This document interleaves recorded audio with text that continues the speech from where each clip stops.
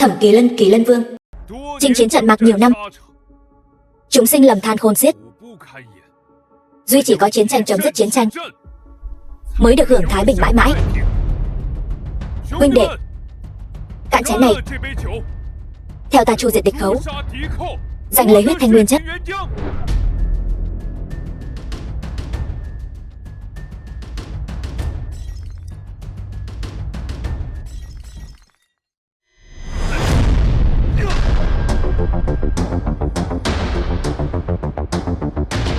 Quốc chủ Nam Vực, quốc chủ Nam Vực, ngươi độc chiếm nguyên tương miễn dịch virus, diệt Bắc Cảnh Tây Giang hai nước, mượn cớ này mưu toán khống chế Trung Châu ta, thật là si tâm vọng tưởng. Hôm nay ta nhất định đoạt lại nguyên tương, rồi diệt quốc ngươi.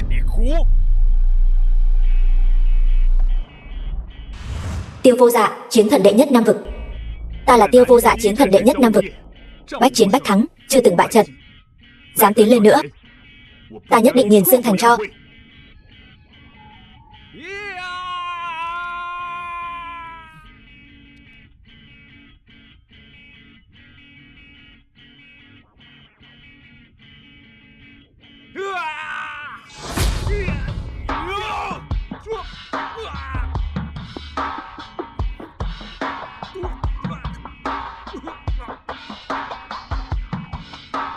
Còn tưởng lần này gặp được đối thủ.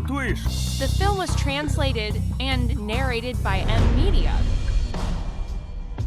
Nam Vực nguyện đầu hàng Kỳ Lân Vương vô điều kiện. Từ nay về sau, chỉ nghe theo mệnh lệnh của Kỳ Lân Vương. Huyết thanh nguyên chất, kính xin Kỳ Lân Vương nhận cho. Chinh chiến 5 năm, cuối cùng cũng có được huyết thanh nguyên chất. Cũng nên là lúc ta cởi giáp về quê, trở về cố hương.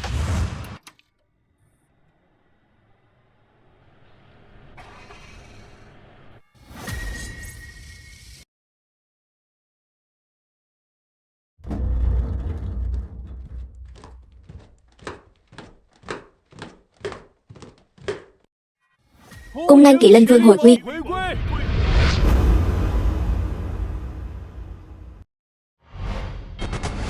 Không cần đa lễ, đều đứng dậy đi. Giờ đây chiến sự đã lắng xuống, ta cũng không còn là Kỳ Lân Vương nữa, chỉ muốn sống một cuộc sống bình thường. Kỳ Lân Vương quá khiêm tốn rồi. Ngài bình định chiến loạn Tây Phương, Lạc Thiên chiến thần, bảo vệ Trung Châu an bình, tường thụy Kỳ Lân giáng thế cứu nạn. Ngoài ngài ra không ai xứng đáng hơn. Ngươi đừng nói nữa, ngươi nịnh nọt quá xến rồi.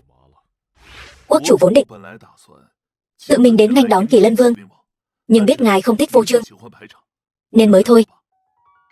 Quốc chủ thật có lòng, ngài đánh lui Nam Vực, bảo vệ Trung Châu ta bình an vô sự. Quốc chủ nói chỗ ở của ngài không thể tầm thường. Đây là thẻ phòng của Trác Thế Thiên Hạ. Quốc chủ nói ngoài ngài ra không còn ai có tư cách ở đây. Trác Thế Thiên Hạ đã nói đừng quá phô trương mà. Quốc chủ cũng thật là thôi vậy. Đã là tấm lòng của quốc chủ, vậy ta nhận. Đúng rồi, chế tạo thuốc tiêm PV thế nào rồi? Nhờ Kỳ Lân Vương giành được huyết thanh nguyên chất, thuốc tiêm PV mới được sản xuất hàng loạt. Chỉ cần tiêm hàng tháng là có thể miễn nhiễm virus Ebola. Thế còn thuốc tiêm kháng Ebola miễn dịch trọn đời thì sao? Bẩm Kỳ Lân Vương, đang gấp rút nghiên cứu, nhưng do công nghệ phức tạp, mỗi tháng chỉ có 3 mũi có thể phân phối. Cụ thể phân phối như thế nào còn cần Kỳ Lân Vương ngài tự mình quyết định. Còn vài việc nữa, quốc chủ đặc biệt dặn dò tôi đến thỉnh thị Kỳ Lân Vương. Thôi đừng nói nữa, ta không còn là Kỳ Lân Vương nữa rồi. Về nói với quốc chủ, giờ ta chỉ muốn sống cuộc sống của một người bình thường, không có chuyện gì to tát thì đừng đến làm phiền ta nữa. Vâng, thuộc hạ xin cáo lui. Đi đi.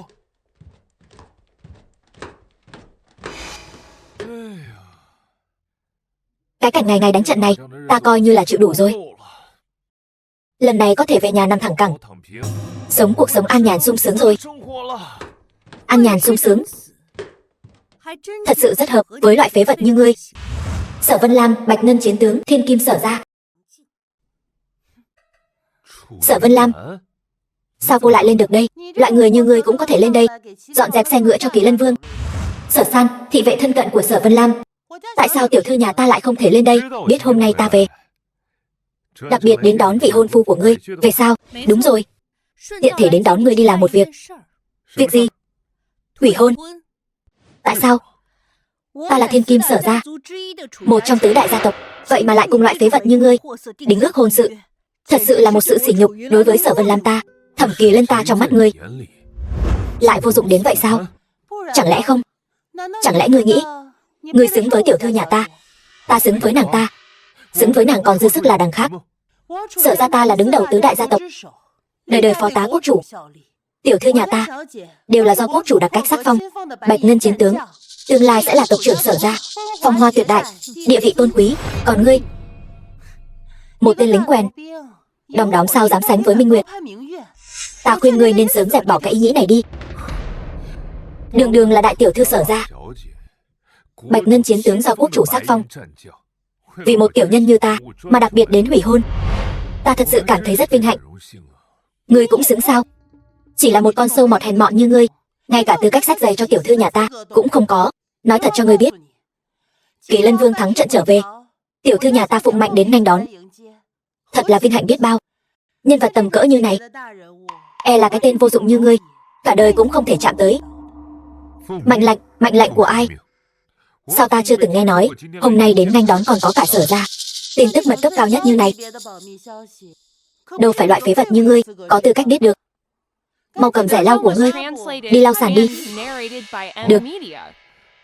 Vậy hai vị cứ ở đây, đợi Kỳ Lân Vương đi. Phế vật như tôi xin được đi trước một bước. Khoan đã, trả lại cho ngươi. Làm việc thật sự tuyệt tình như vậy sao? 5 năm trước, ngươi chẳng phải cũng bội tín phản nghĩa, nuốt lời, khiến ta bị người đời cười chê sao? Lúc đó là quân tình khẩn cấp, hơn nữa ta đã nhờ người nhắn lại cho ngươi. Ngươi không cần lấy cái này làm cớ. Một tiểu nhân vô dụng như ngươi, đến muộn vài phút thì đã sao? Sai chính là sai, không cần phải cãi. Ngươi hẳn vẫn chưa biết phải không? Chúng ta nhà Sở đã quyết định yến tiệc khoản đãi Đông Phương Chiến Thần thuộc hạ của Kỳ Lân Vương, Hạng Hoài Vũ. Chỉ cần Chiến Thần gật đầu, tiểu thư nhà ta sẽ lập tức được thăng cấp lên Hoàng Kim Chiến tướng. Còn ngươi Thẩm Kỳ Lân vĩnh viễn chỉ là cặn bã dưới đất, chỉ xứng quỳ gối ti tiện, ngước nhìn tiểu thư nhà ta. Không sai, chẳng bao lâu nữa ta sẽ tiếp nhận chức vị tộc trưởng Sở gia.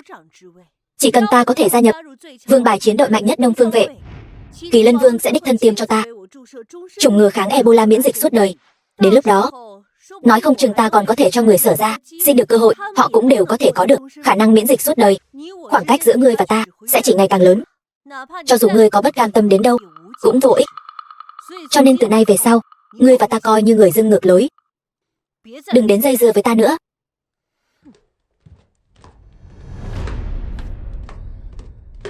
Đây là danh thiếp của Vạn Quang Hải, quản lý khách sạn Vạn Hào. Nhớ gọi điện cho ông ta khi về. Tiểu thư nhà ta sắp xếp cho ngươi một công việc bảo vệ, coi như bồi thường cho việc từ hôn. Người đó nên mừng đi, vì nhận được sự bố thí này của tiểu thư nhà ta.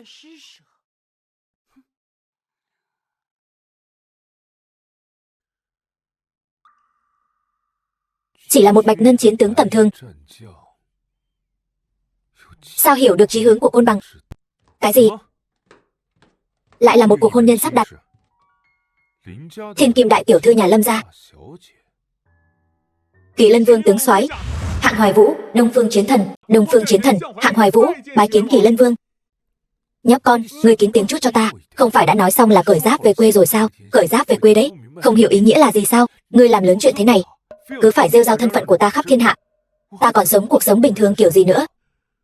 Chủ thượng, thuộc hạ biết sai rồi. Thôi được, có gì thì mau nói, có dám thì mau thả, ta còn đang chờ về nhà cưới vợ đây. Chủ thượng, tộc trưởng Sở gia đứng đầu tứ đại gia tộc, nghe nói ngài đã trở về, mời người dự tiệc. Ta biết ngài xưa nay không thích những dịp như thế này nên đã từ chối thay ngài, nhưng Sở gia lại tiếp tục gửi lời mời đến tôi. Có việc thì tự mình quyết định. Ngươi đường đường là Đông Phương Chiến Thần, chuyện bé xé ra to, đừng có làm phiền ta nữa. Cút nhanh đi. Mà này, lại làm sao nữa? Sở Vân Lam nhà Sở, tư chất không tệ, lại được quốc chủ đặc cách phong làm Bạch Ngân chiến tướng, tương lai đầy hứa hẹn. Sở gia muốn nhân dịp yến tiệc này đề nghị, muốn cho Sở Vân Lam gia nhập Đông Phương vệ. Cô ta ấy hả? Một thiên kim đại tiểu thư kiêu căng ngạo mạn, cũng xứng gia nhập Đông Phương vệ sao? Đông Phương vệ xưa nay yêu cầu rất nghiêm khắc, đã rất lâu rồi chưa bổ sung thêm thành viên mới. Sở Vân Lam tuy kiêu ngạo, nhưng dù sao năng lực cũng vẫn khá, huống chi lại là Bạch Ngân chiến tướng do quốc chủ đích thân phong. Nếu không thèm nhìn mà trực tiếp từ chối, liệu có khiến quốc chủ khó xử hay không? Được rồi, thể diện của quốc chủ đương nhiên phải giữ, vậy thì cho nàng ta một cơ hội. Sở Vân Lam ơi là Sở Vân Lam, xem ra chúng ta lại sắp gặp mặt rồi. Thôi được, việc này liên quan đến phân phối kháng thể Ebola, tôi buộc phải tự mình đi một chuyến. Vâng, thuộc hạ tuân lệnh. Đây là thiếp mời yến tiệc của Sở gia, mời chủ thượng nhận lấy. Nhưng mà tôi nói trước nhé, tôi không phải Kỳ Lân Vương gì đó, tôi chỉ là một thường dân nhỏ bé. Nếu ngươi còn như vừa rồi gào thét lung tung, thì coi chừng cái đầu cẩu của ngươi. Thuộc hạ không dám. Còn việc gì nữa không?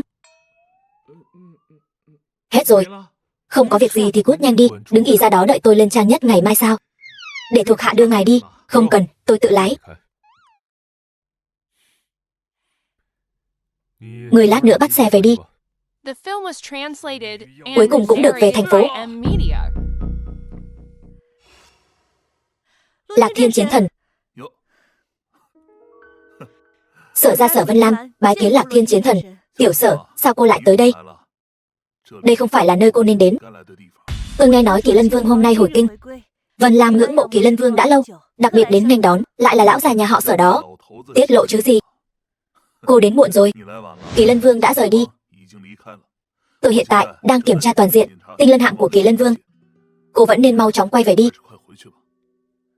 Không sao đâu, Kỳ Lân Vương đã trở về rồi. Sớm muộn gì các người cũng sẽ gặp nhau. Đúng rồi, cô chẳng phải còn hôn ước sao? Ngày mai ở yến tiệc nhà họ Sở, còn sợ không gặp được Kỳ Lân Vương hay sao? Tôi đã tự hôn rồi. Cái này, Lạc bá bá, Vân Lam chỉ muốn tận trung báo quốc, tạm thời chưa có ý định thành hôn. Cô chắc chứ? Hiện tế khó tìm, cô bây giờ quyết định vội vàng, lỡ sau này hối hận thì sao? Tôi đã quyết định rồi, mong Lạc bá bá đừng khuyên nữa. Tiểu Sở, ta là người nhìn cô lớn lên, ta không muốn để cô bỏ lỡ một mối lương duyên tốt như vậy. Nghe ta khuyên một câu, đợi đến ngày mai, sau khi yến tiệc kết thúc rồi hãy quyết định. Nếu không, cô hối hận cũng không kịp nữa. Vân Lam tuyệt đối không hối hận.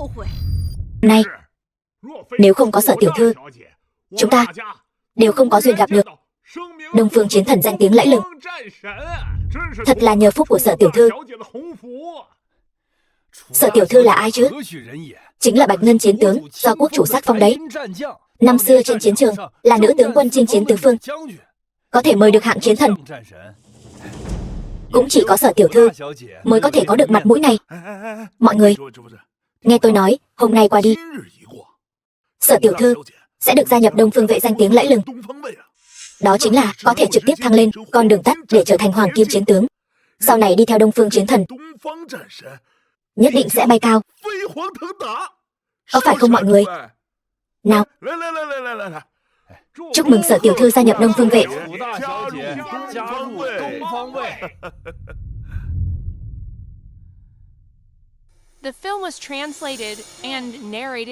Tên tiện dân này từ đâu tới vậy? Lẻn vào đây ăn trực uống trực sao?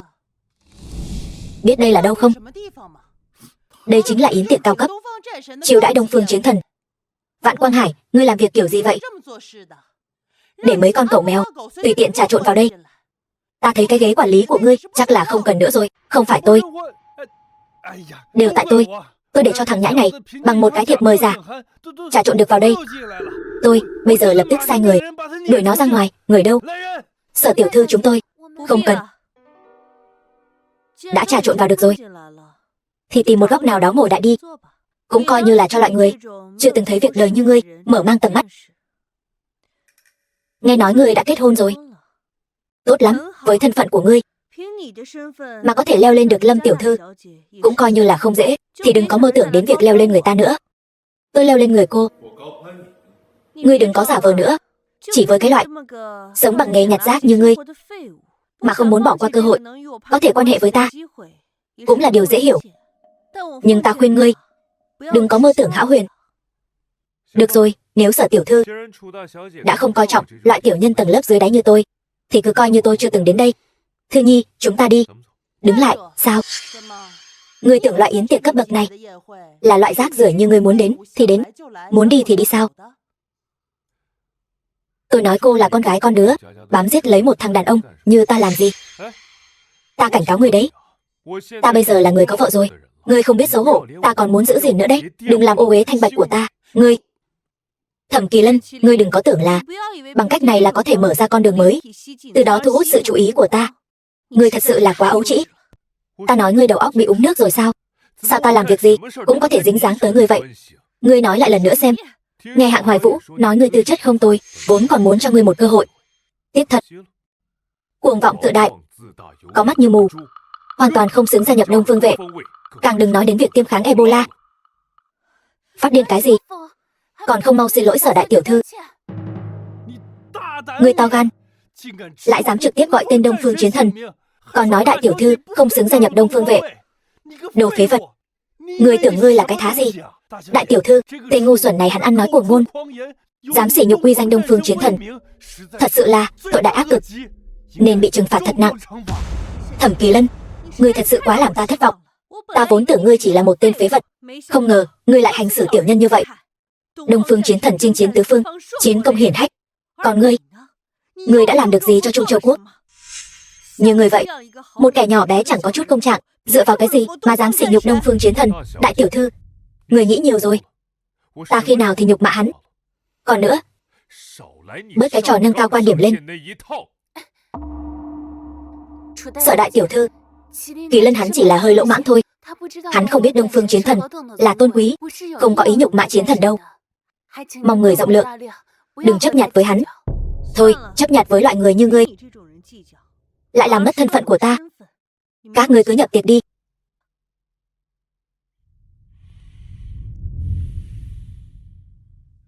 Khoan đã, chỗ đó có người rồi. Chỗ này là của Trương hành trưởng. Chỗ đó không dám ngồi đâu, đó là của Vương chiến tướng. Chỗ đó cũng có người rồi.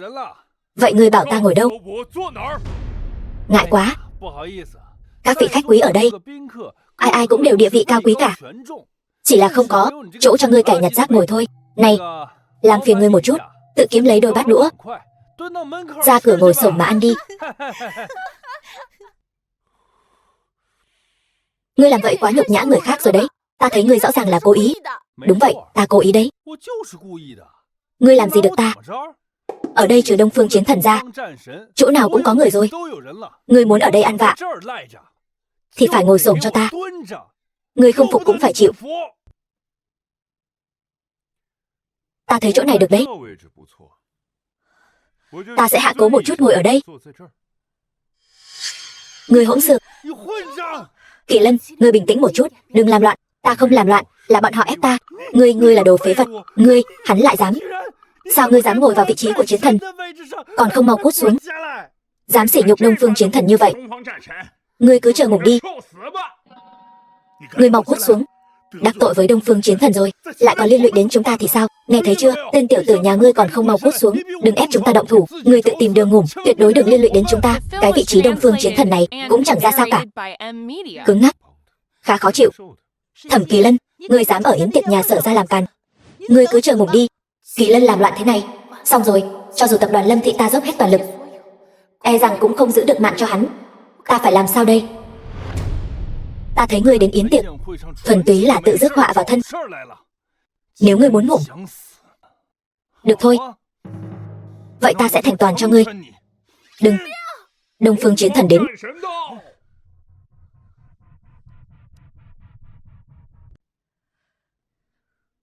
Bái kiến Đông Phương Chiến Thần.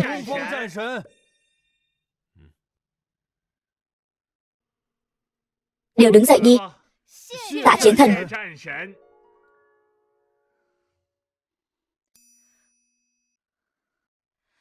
Đông Phương Chiến Thần, tên tiểu tử này chưa từng trải sự đời, không hiểu quy củ. Ngài đừng động nộ, ta sẽ lập tức ra lệnh đuổi hắn ra ngoài. Không cần. Chiến thần, sao có thể cứ bỏ qua như vậy được? Ngài không thấy sao? Vừa rồi Thẩm Kỳ Lân tên tiểu tử này, hắn kiêu ngạo cỡ nào chứ? Hắn lại dám trực tiếp gọi tên ngài. Còn đối với chiến tích của ngài mà chỉ trỏ. Đáng ghét nhất là, ngài xem, hắn lại dám ngồi vào chủ vị của ngài. Hành động này thật sự là đáng ghét. Cái này phải nghiêm trị. Vô lễ. Nghe thấy chưa? Người vô lễ. Còn không mau lan lại đây, quỳ xuống dập đầu tạ tội với chiến thần.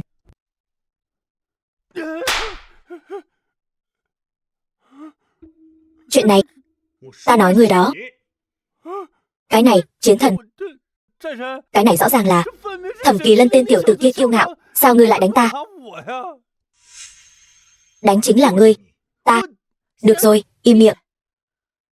Đông Phương Chiến Thần, Vân Lam ngưỡng mộ Kỳ Lân Vương đã lâu, thỉnh cầu Đông Phương Chiến Thần cho phép tôi gia nhập Đông Phương vệ, theo Kỳ Lân Vương vì nước cống hiến.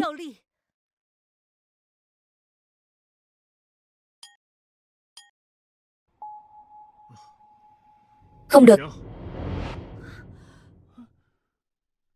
Cái gì? Đông Phương Chiến Thần lại từ chối Sở tiểu thư gia nhập Đông Phương vệ rồi? Sao lại thế này? Hôm nay náo kịch đến đây là kết thúc. Chuyện tương tự ta không muốn nhìn thấy xảy ra lần nữa. Sở đại tiểu thư lại bị từ chối rồi. Đúng vậy. Ta hiểu rồi. Chắc chắn là vì Thẩm Kỳ Lân tên tiểu tử này ở yến tiệc làm loạn. Điều này mới khiến Đông Phương Chiến Thần nổi giận, cho nên mới giận cá chém thớt lên cô nương họ Sở. Đúng, có lý. Thẩm Kỳ Lân, ngươi xem ngươi làm chuyện tốt đẹp gì kìa.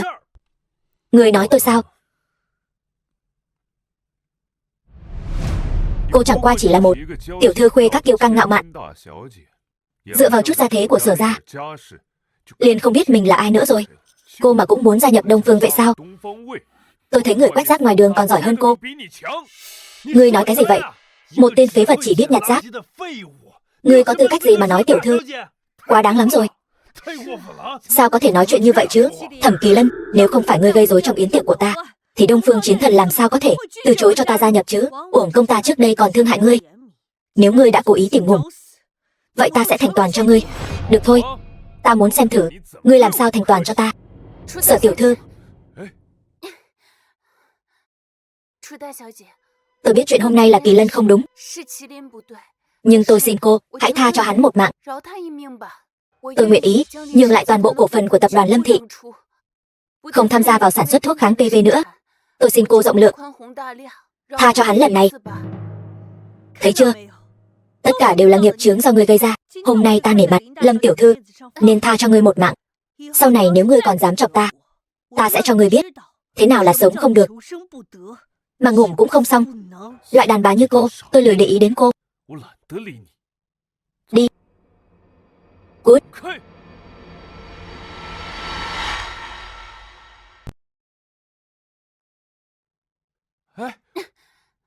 Sao vậy?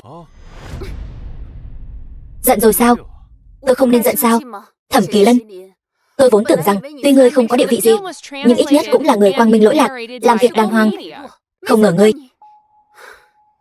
Tôi làm sao? Ngươi tự biết trong lòng.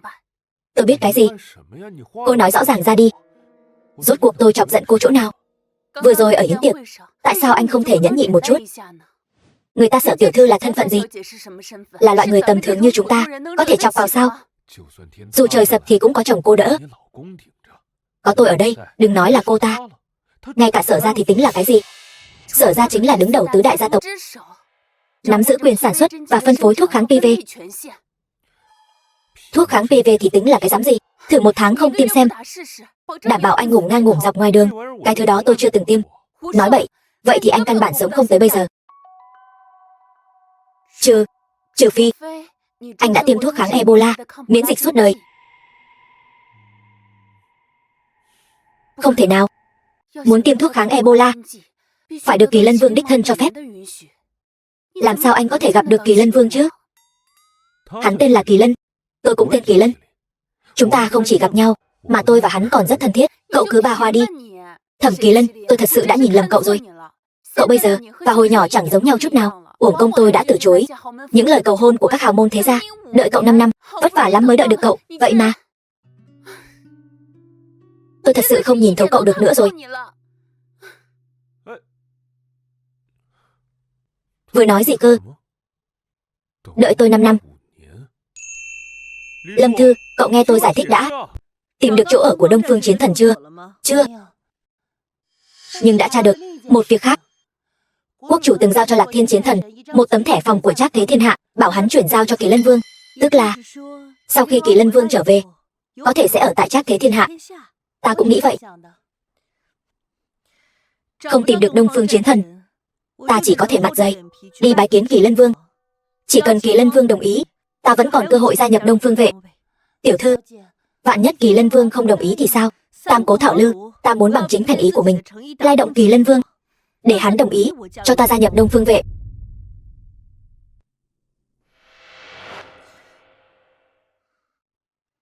Hắn tới đây làm gì? Tôi nghe nói tên Vạn Quang Hải này vẫn luôn nhớ thương vợ của Thẩm Kỳ Lân.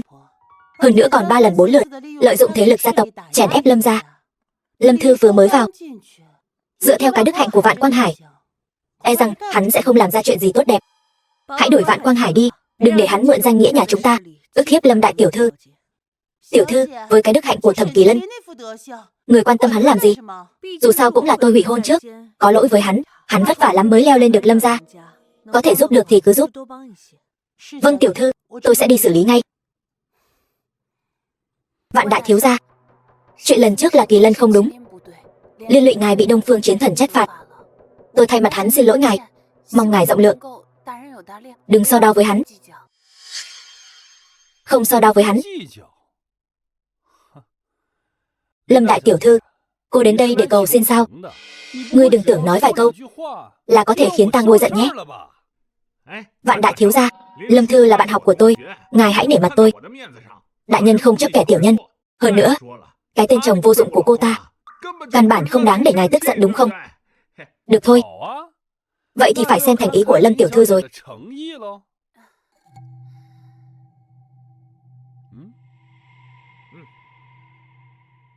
Nào, Vạn thiếu gia, Lâm tiểu thư đã đích thân đến xin lỗi rồi, thành ý chắc chắn là đầy đủ. Hơn nữa, ngài cũng không phải là người nhỏ nhen đúng không? Lâm tiểu thư, tối nay đại thiếu gia vui vẻ, chỉ cần chúng ta uống rượu khiến hắn vui vẻ là được. Còn chuyện công ty, tự nhiên là không so đo nữa. Lại đây, cùng Vạn đại thiếu cạn chén này. Vạn đại thiếu, nếu ngài chịu buông tha tập đoàn Lâm thị, về sau giao dịch thương mại giữa chúng ta, tôi nguyện nhường thêm 2 phần lợi nhuận. Lâm tiểu thư, chúng ta đều là người làm ăn mà, hòa thuận vui vẻ mới là lẽ phải. Trước đó, tôi cũng chỉ là nhất thời nóng giận, cho nên có hơi quá khích. Hà Sinh vừa rồi đã nói giúp cô không ít lời tốt. Tôi, cơn giận cũng đã tiêu tan phần lớn. Như vậy đi, chỉ cần cô cạn chén rượu này, ân oán trước đây của chúng ta coi như xóa bỏ. Thế nào? Vạn đại thiếu đã nói như vậy rồi, cô còn sợ hắn nuốt lời sao? Lâm tiểu thư, cô cứ cạn chén này đi. Vả lại, chẳng phải còn có tôi sao? Hắn chắc chắn sẽ không nuốt lời đâu. Được, tôi uống. Cảm tạ Vạn đại thiếu rộng lượng tha thứ. Hy vọng sau này chúng ta vẫn có thể như trước tiếp tục hợp tác.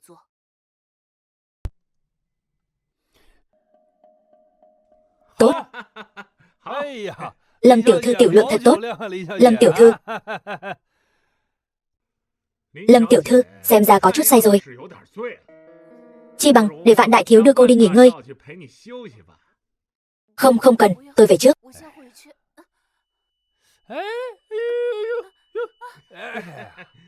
Nói là phải tiếp tôi, cô còn chưa làm tôi vui mà.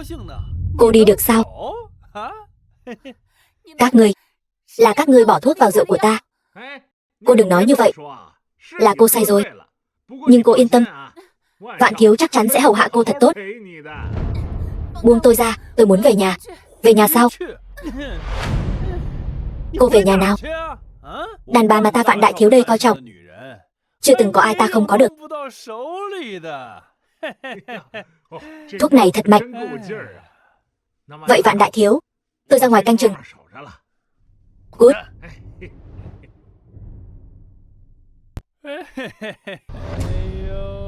Tiểu bảo bối.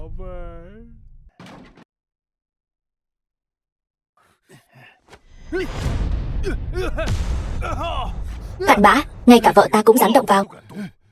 Chán sớm rồi phải không? Người đâu?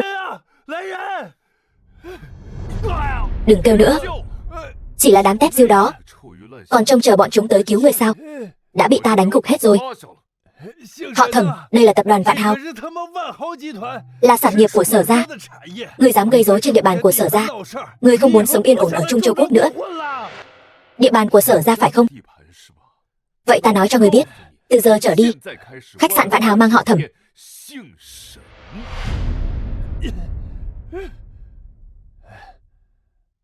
Tự Cảnh Thiên, lập tức mua lại khách sạn Vạn Hào cho ta. Hội trưởng Thương hội Trung Châu Từ Cảnh Thiên. Thẩm Kỳ Lân, người diễn kịch giỏi thật đấy. Một tên ăn bám dựa hơi đàn bà để kiếm việc. Ngươi còn quen biết cả hội trưởng Thương hội Trung Châu cơ đấy. Sao lại không thể? Nếu ngươi có thể khiến khách sạn Vạn Hào đổi họ Thẩm, ta sẽ quỳ xuống dập đầu cho ngươi. Nếu ta phát hiện ngươi nói dối, ta sẽ bắt ngươi cởi sạch quần áo, bò 3 vòng quanh khách sạn như cầu. Đây là ngươi nói đấy nhé. Lát nữa đừng có nuốt lời. Kẻ nuốt lời là đồ con hoang. Giám đốc, có chuyện rồi. Khách sạn Vạn Hào bị mua lại rồi. Ngươi nói cái gì? Sao có thể? Vô cùng chính xác. Bí thư Tôn của Thương hội Trung Châu đã mang hợp đồng đến rồi. Giám đốc, bây giờ ngươi đã bị sa thải rồi. Cái gì?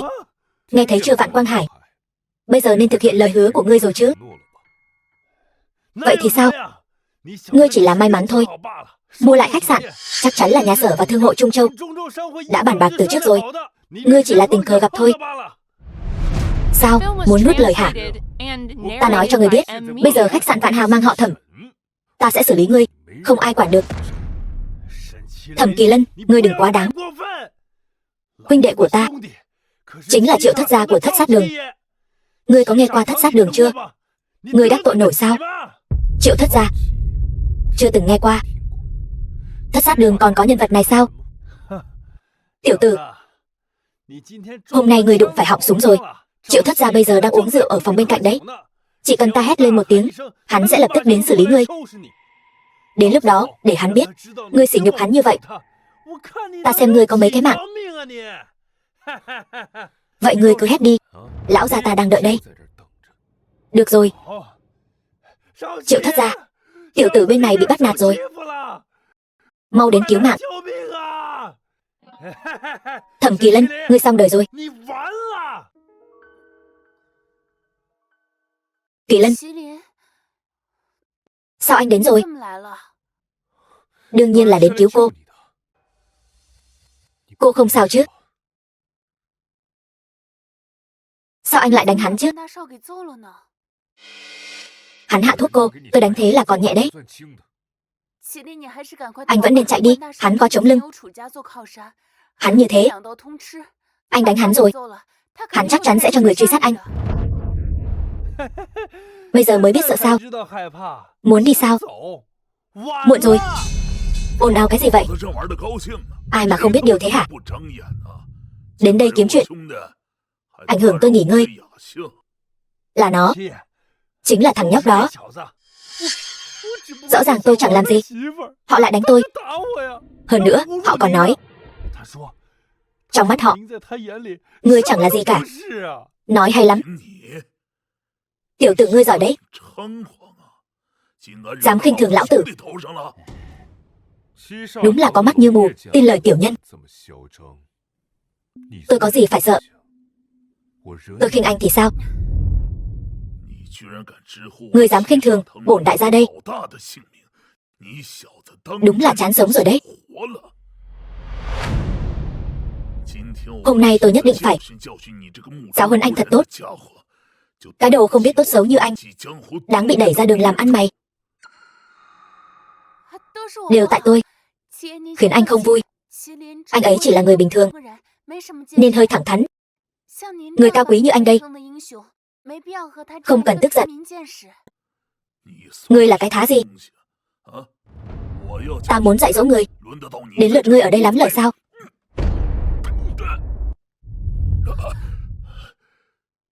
Tiểu tử, cũng khá mạnh đấy. Nhưng trước Thiết Sa Trường, ta đã luyện 10 năm. Ngươi chỉ là con gà yếu.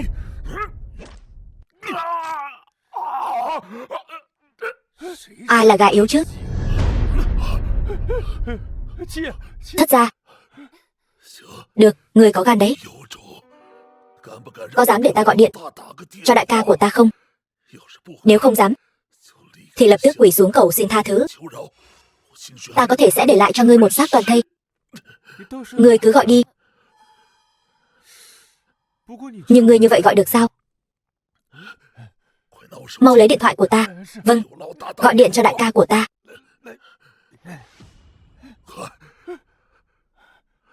Đại ca. Làm gì hả, Tiểu Thất? Đại ca, có một thằng nhãi danh không coi Thất Sát Đường của chúng ta ra gì. Nó không chỉ sỉ nhục ngài, mà còn đánh gãy tay của ta. Ngài nhất định phải làm chủ cho ta. Cái gì? Vậy mà có kẻ dám không coi Thất Sát Đường của ta ra gì. Bây giờ ngươi đang ở đâu? Khách sạn Vạn Hào. Ngươi chờ đó, ta sẽ đến ngay. Thằng nhãi danh, ngươi cứ chờ ngủ đi. Dám đắc tội với người của Thất Sát Đường ta, chưa từng có ai sống quá một canh giờ. Ai dám không coi Thất Sát Đường của ta ra gì. Lòng dạ lòng đầu của Thất Sát Đường. Đại ca, đại ca, ngài xem tay của ta này, đều tại thằng nhãi này. Chính nó bẻ gãy tay tôi. Ngươi phải thay ta dạy dỗ nó một trận. Tên tiểu tử láo tét này, thằng nhóc thối tha. Chính là ngươi, dám động đến người của Thất Sát Đường ta.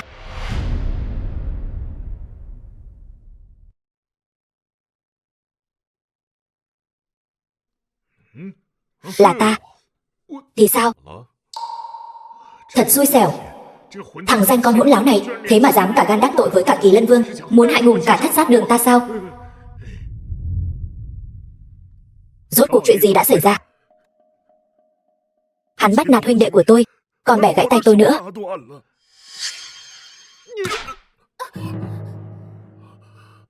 Người ta tự nhiên vô cớ, sao lại bắt nạt huynh đệ của ngươi? Chắc chắn là huynh đệ của ngươi đã làm điều gì quá phận rồi. Ngươi này, đừng có lúc nào cũng ỷ vào danh tiếng của Thất Sát Đường mà ra ngoài cẩu cậy gần nhà, gà cậy gần chuồng bắt nạt người khác. Là tên Vạn Quang Hải này, hắn bỏ thuốc vào rượu định giở trò với tôi. Kỳ Lân ra tay cứu tôi mới đánh hắn. Thất gia không cần biết lý do, liền banh vực Vạn Quang Hải. Kỳ Lân cũng là bị ép mới ra tay. Hắn thật sự không phải cố ý đắc tội với Thất Sát Đường. Ta dạy ngươi cẩu cậy gần nhà, gà cậy gần chuồng sao? Lão đại, kéo thứ không biết điều này ra ngoài cho ta, xử lý tại chỗ. Lão đại. Chuyện gì vậy lão đại? Lão đại ơi, Lâm đại tiểu thư, không ngờ môn hạ của tôi lại xảy ra chuyện như vậy, gây ra phiền phức cho ngài, thật sự xin lỗi. Trong thẻ này có 10 triệu, coi như là bồi thường của tôi dành cho ngài. Kỳ Lân đánh người của ngài, ngài có thể bỏ qua chuyện cũ mà xử lý công bằng. Tôi đã rất cảm kích rồi. Sao có thể nhận tiền của ngài được chứ? Đại tiểu thư, ngài đừng nói nữa. Kỳ Lân Vương một khi nổi giận, 10 cái Thất Sát Đường cũng không đền nổi đâu. Hắn đã có thành ý như vậy, em cứ nhận đi. Dù sao, Thất Sát Đường cũng chẳng thiếu chút tiền tài này, đúng không? Nếu ngài không nhận, tôi thật sự thấy áy náy. Thật sự rất cảm ơn ngài. Đứng lại. Ta cho ngươi đi rồi sao? Có phải nên thực hiện lời hứa của chúng ta rồi không? Họ Thẩm, ngươi đừng có quá đáng. Ta nói cho ngươi biết, không có Triệu Thất, Sau lưng ta còn có nhà họ Sở nữa. Nhà họ Sở ngươi đắc tội nổi sao? Sở ra hủy bỏ việc cung cấp thuốc tiêm PV cho ngươi, khiến ngươi sống không quá 1 tháng. Kẻ sống không quá 1 tháng là ngươi. Trước mặt Thẩm công tử, Sở ra tính là cái gì? Người đâu, bắt tên tiểu tử này lại cho ta. Còn tên dẫn đường bên ngoài kia nữa, giao cả cho Thẩm công tử xử lý.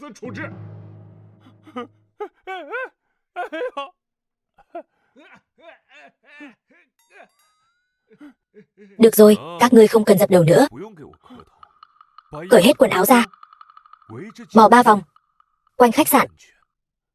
Không được, mất mặt quá, ta không làm. Không làm. Nếu Thẩm công tử cho ngươi đường sống mà ngươi không cần, thì ta sẽ đánh gãy chân ngươi, ném cho cậu ăn. Lão đại, Long lão đại, ngươi đừng mà. Ngươi dù không nể mặt ta, cũng phải nể mặt Sở ra chứ. Cái tên Thẩm Kỳ Lân này chẳng qua chỉ là tên phế vật ở rể nhà họ Lâm thôi. Ngươi vì cái tên tiểu tử thối này mà đắc tội với Sở ra. Hắn không đáng đâu Long lão đại. Còn trông chờ Sở ra cứu ngươi nữa chứ. Ngươi đừng quên, ngươi đã bị sa thải rồi. Thẩm công tử, người này nói nhiều quá.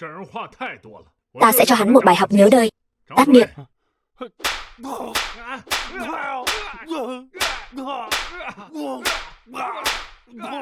Thôi nào. Tôi có nói gì đâu. Sao lại đánh cả tôi nữa? Cứ theo cách xử lý của ngươi. Ta còn có việc, ta đi trước. Thẩm công tử ngài cứ yên tâm. Ta nhất định sẽ dạy dỗ hai tên này, cho Lâm đại tiểu thư một câu trả lời vừa lòng.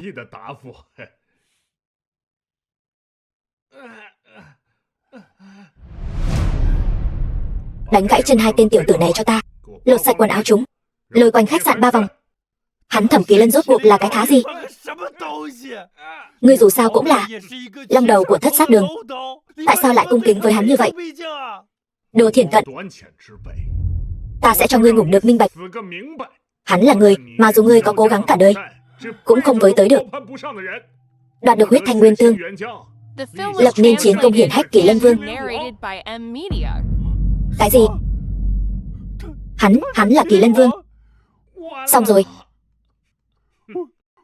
Ta vậy mà lại đắc tội với Kỳ Lân Vương. Kỳ Lân, sao long đầu của Thất Sát Đường lại có vẻ cung kính với ngươi như vậy? Hắn chẳng phải là dung túng thuộc hạ làm chuyện sai trái sao? Sợ chứ sao? Thật sự là vậy sao? Chứ còn sao nữa? Hay chẳng lẽ ta chính là Kỳ Lân Vương, cho nên Long Dạ mới sợ ta như vậy? Ngươi lại nữa rồi. Thôi, đừng nói nhảm nữa. May mà lần này long đầu của Thất Sát Đường còn biết lý lẽ, mới không làm khó chúng ta. Nhưng mà ta cảnh cáo ngươi, sau này không được lỗ mãng như vậy nữa. Chưa chắc đâu. Nếu có ai dám bắt nạt ngươi, dù là Thiên Vương lão tử đến đây, ta cũng đánh không tha. Ta biết ngươi làm vậy là để giúp ta, nhưng nếu ngươi thật sự xảy ra chuyện gì, ngươi làm sao? Ngươi đáng ghét. Ta không nói với ngươi nữa.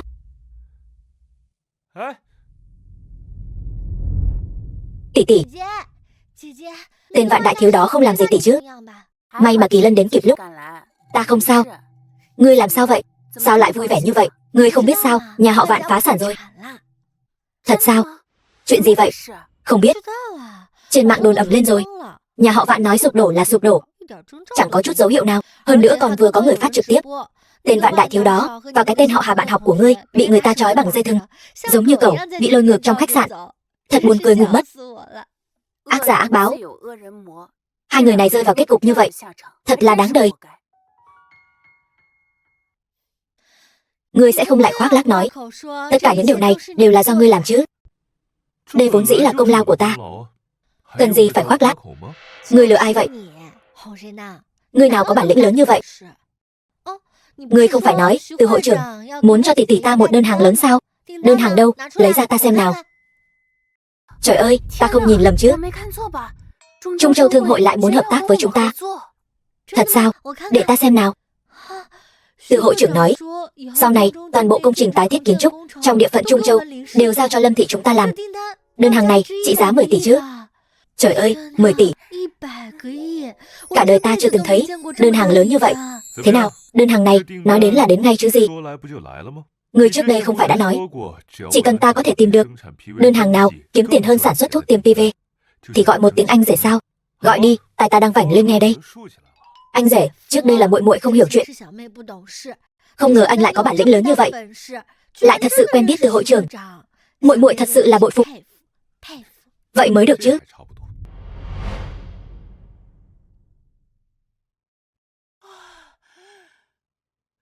Tuyệt vời quá.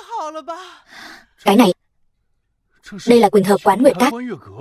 Quỳnh Hợp Quán Nguyệt Các.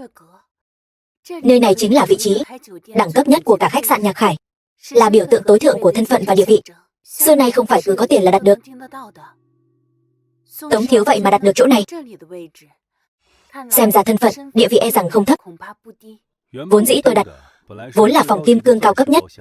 Không ngờ từ tổng lại nể mặt tôi như vậy. Tạm thời đổi cho tôi thành cái này đẳng cấp nhất. Quỳnh Hợp Quán Nguyệt Các. Thật là quá khách sáo. Vậy mà lại là vị trí đẳng cấp nhất.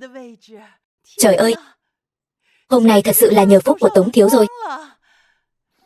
Tôi vậy mà có một ngày cũng được hưởng thụ đãi ngộ cấp chí tôn. Thật là tốt quá. Tống thiếu, anh rốt cuộc là thân phận gì vậy? Chị tôi vừa mới nói, cái Quỳnh Hợp Quán Nguyệt Các này không phải có tiền là đặt được đâu. Vậy thì thân phận của anh phải tôn quý đến nhường nào? Thật ra tôi là đại thiếu gia của Tống gia, một trong tứ đại gia tộc. Nhưng bình thường tôi khá khiêm tốn, cho nên không nói cho các người biết. Tống gia của tứ đại gia tộc. Trời ơi, Tống thiếu, anh vậy mà là đại thiếu gia của Tống gia. Khó trách có thể đạt được chỗ tôn quý như vậy. Nhìn xem người ta Tống thiếu, địa vị tôn sùng, còn có thể dẫn cả nhà chúng ta đến nơi như thế này, ăn cơm trên sân thượng đẳng cấp nhất. Muốn tìm con rể thì nên tìm người như Tống thiếu vậy. Nhà ta Thư Nhi ưu tú như vậy, sao lại đi tìm một tên đồ vô dụng chẳng ra gì như ngươi chứ? Thật là xui xẻo. Mẹ đừng nói nữa. Mẹ nói thì đã sao? Ai mà không biết con gái tôi từ trước đến nay vẫn luôn sủng bái nhân vật lợi hại tôn quý như Kỳ Lân Vương. Không gả được cho Kỳ Lân Vương thì thôi, sao lại gả cho tên tầm thường như ngươi chứ? Ngươi Thẩm Kỳ Lân dựa vào cái gì mà cưới được con gái ta? Chẳng lẽ chỉ dựa vào việc ngươi tên là Kỳ Lân? Nghĩ đến là tôi lại tức. Đúng vậy, uổng công chị tôi trước đây còn ảo tưởng có thể nhận được sính lễ của nhân vật lớn như Kỳ Lân Vương. Không ngờ bị ngươi phá hỏng giấc mộng đẹp. Kiều Kiều, đừng nói lung tung. Thư Nhi, em thật sự hy vọng nhận được sính lễ của Kỳ Lân Vương sao? Đó đều là chuyện trước kia rồi. Em đã gả cho anh thì sẽ không còn ôm ấp những ảo tưởng viển vông đó nữa. Lâm đại tiểu thư, đây nào phải là ảo tưởng viển vông gì chứ? Thật ra lấy chồng rồi cũng đâu phải là không thể tái giá. Ý cậu là gì? Tôi vừa gặp đã phải lòng Lâm đại tiểu thư. Nếu Lâm đại tiểu thư bằng lòng, hôm nay có thể ly hôn với Thẩm huynh đệ. Tôi nghĩ với thân gia của Thẩm huynh đệ chắc hẳn sẽ không có ý kiến gì đâu nhỉ? Ngươi thật sự coi ta như đồ trang trí sao? Được thôi. Tống thiếu, đề nghị này của ngươi hay đấy. Thư Nhi, mau ly hôn với tên Thẩm Kỳ Lân này đi. Gả cho Tống thiếu không phải tốt hơn hắn gấp vạn lần sao? Thôi được rồi, các ngươi đều coi ta gia chủ này không tồn tại phải không? Ly hôn gì chứ, không cho phép ly hôn. Tất cả ăn cơm cho ta. Đồ ngoan cố, đầu óc cổ hủ. Tống thiếu huynh đừng giận. Tỷ tỷ ta đã lấy chồng rồi, nhưng còn có ta đây. Ngươi không ngại thì cứ suy xét ta xem. Đúng vậy Tống thiếu, tuy dung mạo, dáng người của Kiều Kiều không bằng Thư Nhi, nhưng cũng không tệ. Ngươi xem, nàng có xứng làm vợ ngươi không? Dì nói đùa rồi. Trước đây dì cho ta xem là đại tiểu thư, còn như những người khác ta không hứng thú. Tống thiếu, nào mọi người cứ tự nhiên dùng bữa, đừng khách sáo.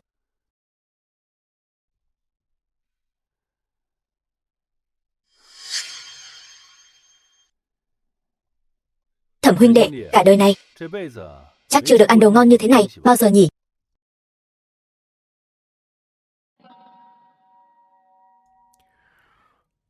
Con cẩu nào sủa nhỉ? Ăn của người ta thì miệng phải ngắn lại. Thẩm Kỳ Lân, ta hảo tâm cho ngươi tới chỗ sang trọng này ăn trực, ngươi không biết ơn thì thôi, còn bày đặt ra vẻ mặt khó chịu gì với ta? Đúng thế, Thẩm Kỳ Lân, ngươi lại giở trò gì nữa? Người ta Tống đại thiếu bằng lòng dẫn ngươi tới nơi sang trọng thế này dùng bữa, là nể mặt ngươi rồi. Nếu không thì chỉ bằng ngươi làm sao có thể tới nơi sang trọng thế này dùng bữa. Ngươi mau xin lỗi Tống thiếu đi. Tống thiếu, thật ngại quá. Là ta không đúng, không nên kỳ vọng vào ngươi quá nhiều. Mong ngươi ra đường nhớ mang theo não. Thẩm Kỳ Lân, ngươi cố tình phải không? Nếu không mau xin lỗi Tống thiếu cho đàng hoàng thì lập tức cút ra ngoài cho ta. Ai nên đi thì tự biết trong lòng. Kỳ Lân, đừng làm loạn nữa. Ngươi như vậy thật mất mặt. Được, nếu đã vậy, ta sẽ cho người mời ngươi ra ngoài ngay bây giờ. Người đâu? Thưa tiên sinh, xin hỏi có yêu cầu gì? Tống tên nhóc thối tha không biết sống ngủ này, ra ngoài cho ta.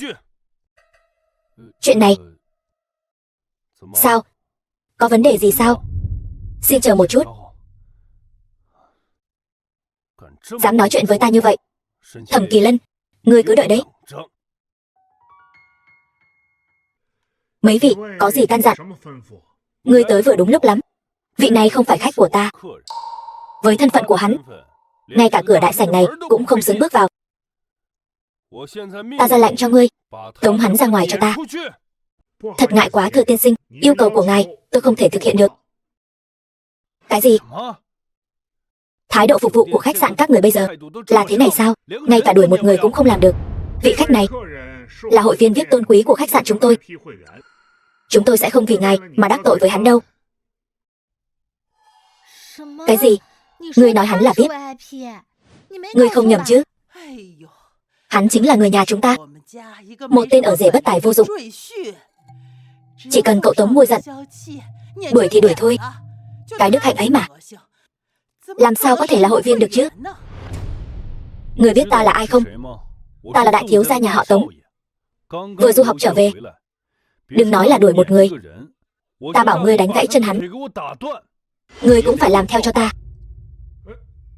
Ngài là đại thiếu gia nhà họ Tống? Chính xác. Nếu ngươi không biết ta là ai, sao lại đổi phòng kim cương ta đã đặt thành cái phòng tôn quý Quỳnh Hợp Quán Nguyệt Các này chứ? Chỉ bằng ngươi, một tên du học về nước, thư ký Tôn, thư ký của hội trưởng Từ, chẳng có chút công trạng nào đột phá ra chi tử, cũng xứng đặt phòng hạng sang nhất, phòng tổng thống cao cấp nhất của khách sạn Nhạc Khải chúng ta sao? Chú Tôn, tôi biết ngài là thư ký của hội trưởng Từ, là người làm việc thực tế, không coi trọng những công tử nhà giàu như chúng tôi. Nhưng nếu tôi cũng không xứng đến đây, vậy thì còn ai xứng đến đây nữa? Hơn nữa, ngài chẳng phải vẫn cho tôi vào đây sao? Còn đặc biệt phái quản lý ra đón chúng tôi. Ta khinh. Ngươi tưởng căn phòng này là chuẩn bị cho ngươi sao? Căn phòng này là chúng tôi đặc biệt chuẩn bị cho công tử Thẩm. Nếu không phải nhờ phúc của công tử Thẩm, cả đời ngươi cũng đừng hòng vào đây. Cái gì? Đùa kiểu gì vậy?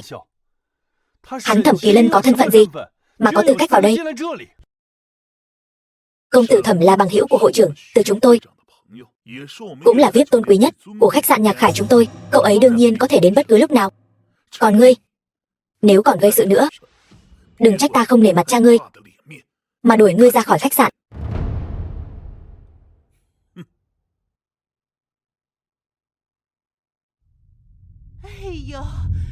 Không ngờ con rể ta lại giỏi giang đến vậy, lại còn quen biết cả hội trưởng Từ của Thương hội Trung Châu. Ta thật sự lú lẫn rồi. Thì ra căn phòng này thật sự là do con đặt. Ta thật sự đã trách nhầm con rồi.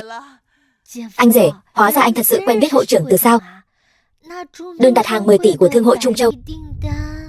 Lúc đó tôi gọi điện, cô không phải đang nhìn sao? Lúc đó không tin, bây giờ sao lại tin rồi? Anh rể, em xin lỗi mà. Em không biết anh lại lợi hại như vậy. Xin lỗi Kỳ Lân. Trước đây là tôi hiểu lầm anh. Chúng ta là vợ chồng, có gì mà phải hiểu lầm chứ? Con rể tốt, đã quen biết hội trưởng Từ, lại còn xin được cho Thư Nhi đơn hàng 10 tỷ. Vậy chắc chắn con có một công việc tốt rồi. Thu nhập hiện tại là bao nhiêu vậy? Tôi không có việc làm. Bây giờ tôi chỉ muốn ăn không ngồi rồi. Còn về thu nhập, không tính được. Ra là bây giờ anh vẫn chưa có việc làm sao? Người ta hội trưởng Từ thấy anh là người quen, nể mặt anh, cho ăn tạm vài bữa thôi. Thật sự coi mình là nhân vật tầm cỡ rồi. Nói cho cùng, chẳng phải vẫn là một Một tên vô lại chỉ biết ăn bám thôi sao? Hắn nói thật đấy. Đại khái là vậy. Cũng gần giống như vậy. Đồ bỏ đi vẫn hoàn đồ bỏ đi. Chỉ dựa vào việc bám váy từ hội trưởng, có thể đắc ý được bao lâu? Có một ngày, người ta không vui, một cước đá bay mi. Còn tưởng là nhân vật gì cơ chứ? Hóa ra, vẫn chỉ là tên tép diêu mặc người ta nhào nặn. Thôi gì, đừng chấp nhặt với loại người này. Tôi nghe nói, đồ trong Vạn Duyệt rất tuyệt, toàn là hàng hiệu. Tôi đưa hai người đi dạo, cho khuây khỏa. Tống thiếu quả nhiên đáng tin cậy. Người vừa đẹp trai vừa lắm tiền, lại còn là quý tộc. Thư Nhi, con nói có phải không? Hai người cứ đi dạo đi, tôi còn phải về công ty. Tôi không đi đâu. Tôi đã hẹn người ta đánh cờ rồi, cũng không đi. Hai người, nhất là con. Ta nói con bé này, sao con lại không biết điều như vậy? Thật là tức ngủm ta mà. Mẹ đừng giận. Chị bận việc, con đi cùng mẹ. Được, chúng ta đi. Hôm nay đã nói là tôi mời, dì cứ chọn đồ gì dì thích. Đừng khách sáo với tôi. Tống thiếu thật chu đáo.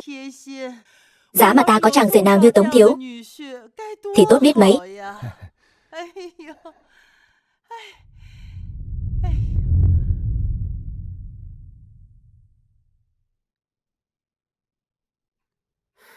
Em giận rồi sao?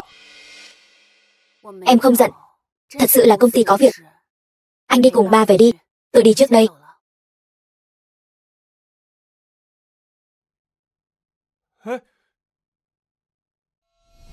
Lòng dạ đàn bà khó đoán. Thật khó hiểu. Mấy hôm nữa là sinh nhật của Thư Nhi. Con gái mà, hay thích sĩ diện. Lúc đó con tặng thứ gì đó tốt tốt, thể hiện cho tốt vào. Chắc chắn sẽ dỗ dành được con bé. Vâng, con biết rồi ba.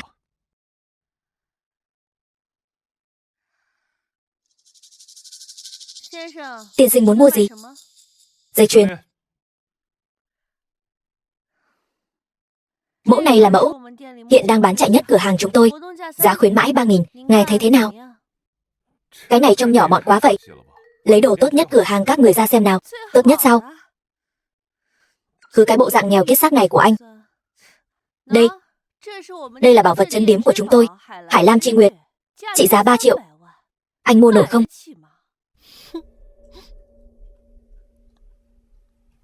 Không mua nổi thì tôi không được xem sao? Sao cửa hàng lớn như vậy còn coi thường người khác nữa hả? Có biết tôn trọng người khác là gì không? Cả người anh chắc không quá 300 đồng đâu nhỉ? 3 triệu. Anh sờ nổi không? Cửa hàng chúng tôi không tiếp những vị khách nghèo kiết xác như anh. Nghèo kiết xác?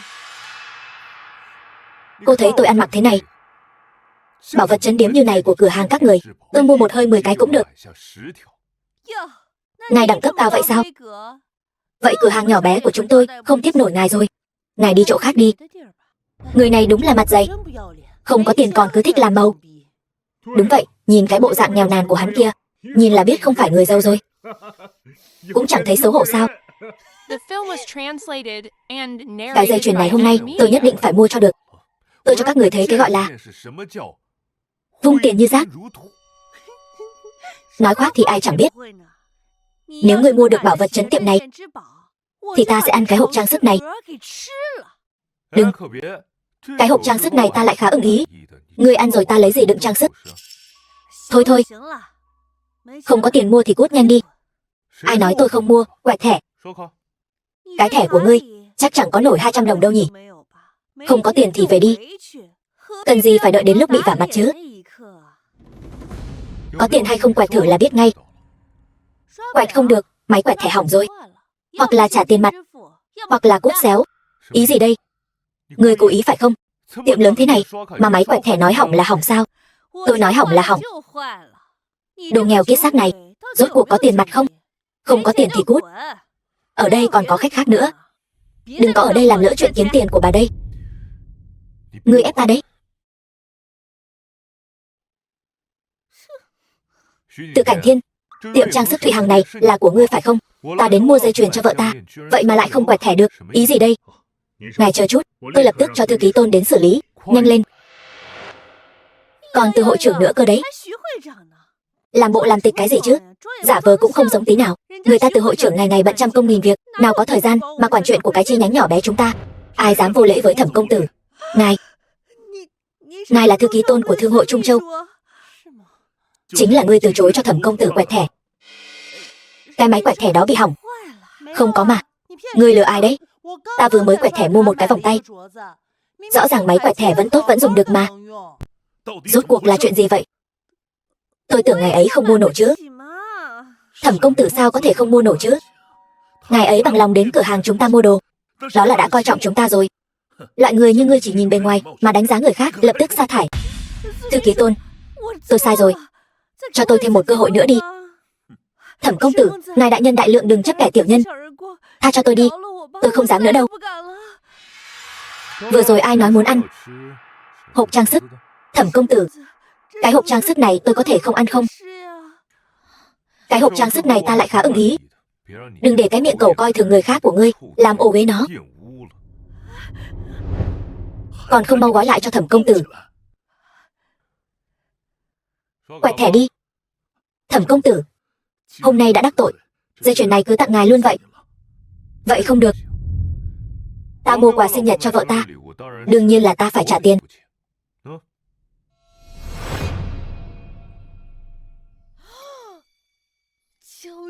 9.999 tỷ, 97 triệu.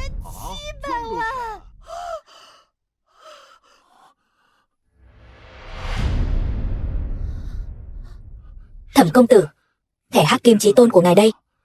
Đúng rồi, 2 ngày nữa là sinh nhật vợ tôi, lại phải làm phiền ngài một chút. Thẩm công tử cứ yên tâm, tôi sẽ ở khách sạn Nhạc Hải chuẩn bị một bữa tiệc thịnh soạn, cung kính nghênh đón Thẩm công tử và phu nhân. Được. Vậy tôi đi trước. Thẩm công tử đi thong thả.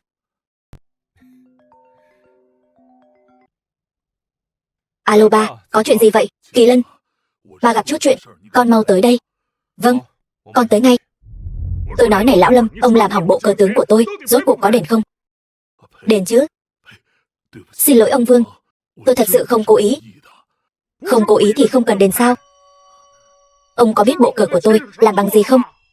Gỗ hoàng hoa lê đấy. Trời ơi, hoàng hoa lê. Cái này là tấc gỗ tấc vàng đấy. Lão Lâm, lần này chắc ông đền không nổi rồi.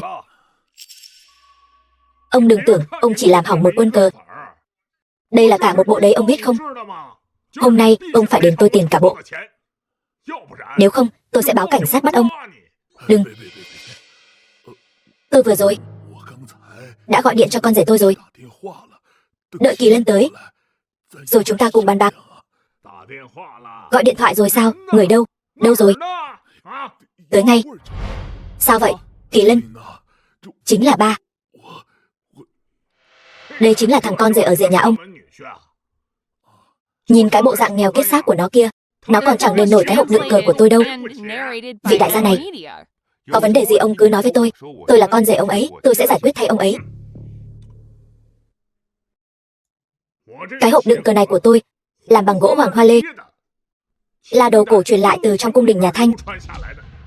Con trai tôi đã bỏ ra hơn 6 triệu ở buổi đấu giá để mua tặng tôi. Vô giá đấy. Anh đền nổi không? Không phải chỉ 6 triệu thôi sao? Đền tiền cho ông là được chứ gì. Đây là đồ cổ nhà Thanh, chỉ có một bộ duy nhất, hàng tuyệt bản rồi. Anh tưởng chỉ cần đền tiền là xong sao? Anh còn chả có chỗ mà mua đâu. Vậy ông muốn thế nào?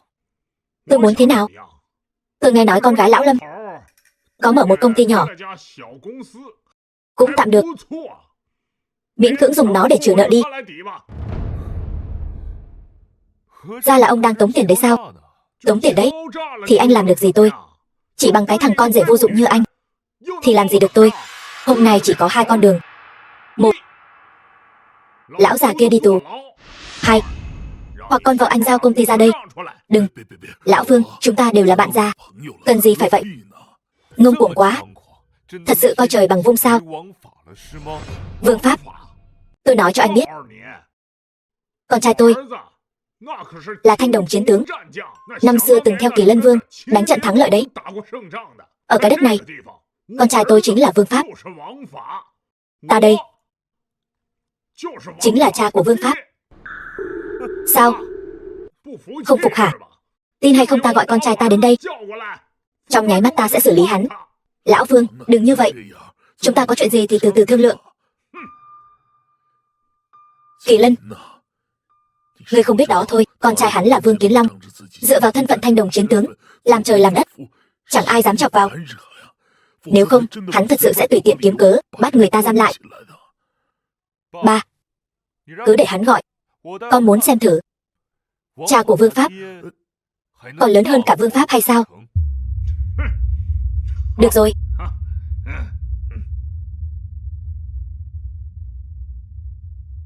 Alo, Vương Tổng.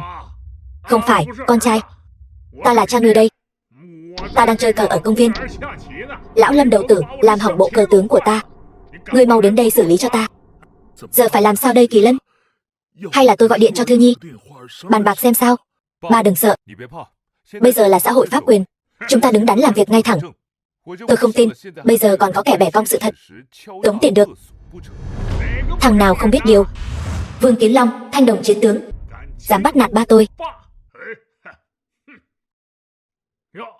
Thì ra là ngươi, thằng rể vô dụng nhà họ Lâm. Chính là ngươi phá hỏng bộ cờ tướng quý giá của ba ta. Đúng vậy, không phải, con trai, là cha vợ hắn. Ngươi xem bộ cờ này bị làm cho thành cái gì luôn rồi. Phá hoại tài sản. Lâm lão đầu, đi theo ta một chuyến. Đừng. Kỳ Lân, chỉ là hỏng một bộ cờ thôi mà ngươi lại muốn bắt người luôn. Quá đáng rồi đấy. Chẳng lẽ quyền thế trong tay ngươi còn lớn hơn cả Vương Pháp hay sao? Đương nhiên, lão tử ta là thanh đồng chiến tướng. Thanh đồng chiến tướng của Hoàng Kim Bạch Ngân. Ngươi nói quyền lực của ta có lớn không? Hoang đường. Thẩm Kỳ Lân, ngươi chỉ là một tên phế vật, còn dám nói chuyện Vương Pháp với ta. Thật sự buồn cười. Ta nói cho ngươi biết, hôm nay ngươi lập tức quỳ xuống cho ta, khấu đầu 3 cái, sau đó bồi thường theo lời ba ta nói. Nếu không, đừng nói là cha vợ ngươi, kể cả ngươi, hôm nay cũng đừng hòng trở về nguyên vẹn. Được. Nếu ngươi dùng quyền thế ép tôi, vậy thì tôi nói cho ngươi biết, hôm nay ngươi không động vào tôi được một sợi lông, bởi vì quyền thế của tôi lớn hơn ngươi gấp nhiều lần. Thẩm Kỳ Lân, ngươi có phải tự coi mình là Kỳ Lân Vương rồi không? Não ngươi có bệnh à? Ngươi ảo tưởng như vậy. Nhà ngươi có biết không? Con trai, thằng này muốn quyền lực đến phát điên rồi. Xuất hiện ảo giác luôn rồi. Con trai, lại đây, giúp lão tử dạy dỗ cái thằng mất dạy, không biết trời cao đất dày này một bài học. Được thôi, vậy hôm nay ta sẽ dạy dỗ ngươi một trận, cho ngươi một bài học nhớ đời.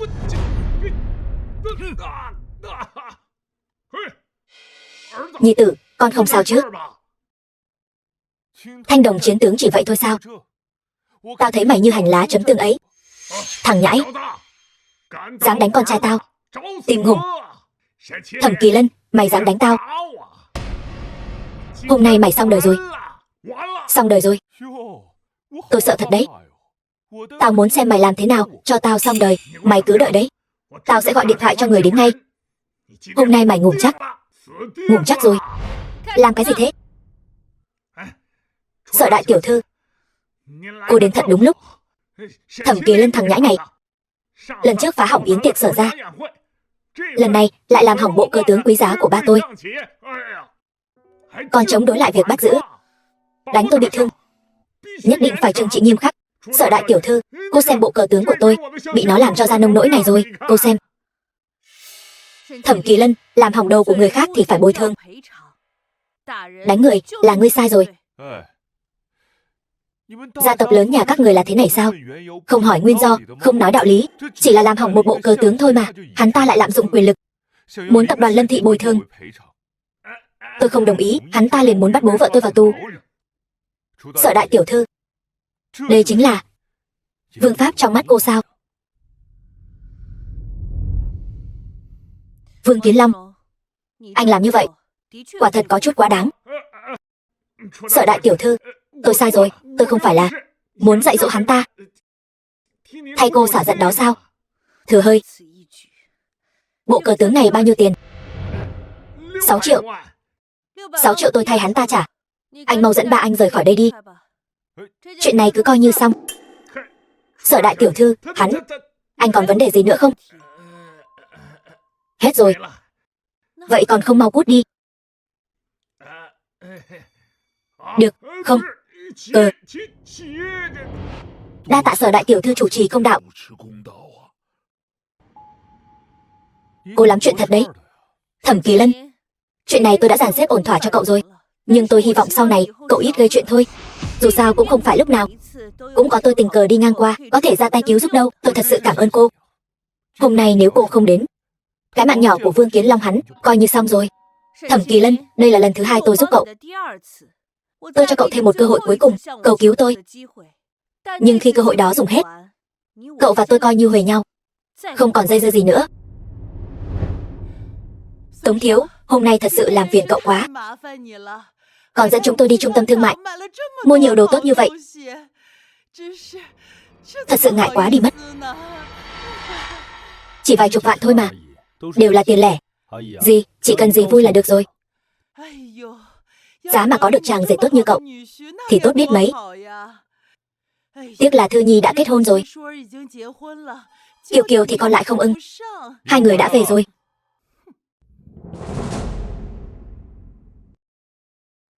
Lâm Thư, con xem Tống thiếu gia kia. Hôm nay mua nhiều quà như vậy. Cái đồng hồ này là thứ mà tên nghèo hèn kia của con có thể bì được sao? Mẹ, sao lại nói vậy chứ? Phải rồi, Lâm Thư, nghe nói vài hôm nữa là sinh nhật cô. Tôi có mua quà cho cô. Không biết cô có thích không? Sợi dây chuyền này tận 200.000 đấy. Tống thiếu gia đối với chị thật tốt. Ngưỡng mộ quá đi. Tống thiếu, cái này quý giá quá, tôi không nhận được. Tôi không có ý gì, chỉ là cảm thấy dây chuyền này rất hợp đấy, cô cứ nhận đi. Tôi thật sự không thể nhận được. Con gái con nói gì thế? Tống thiếu có lòng tốt thế này, đừng phụ lòng chứ. Con mà không nhận thì mẹ nhận thay con. Mẹ ơi. Phải rồi, tiệc sinh nhật của cô cứ để tôi sắp xếp cho. Sinh nhật của cô ấy liên quan gì anh? Tôi sắp xếp xong rồi. Không cần người ngoài như anh bận tâm đâu.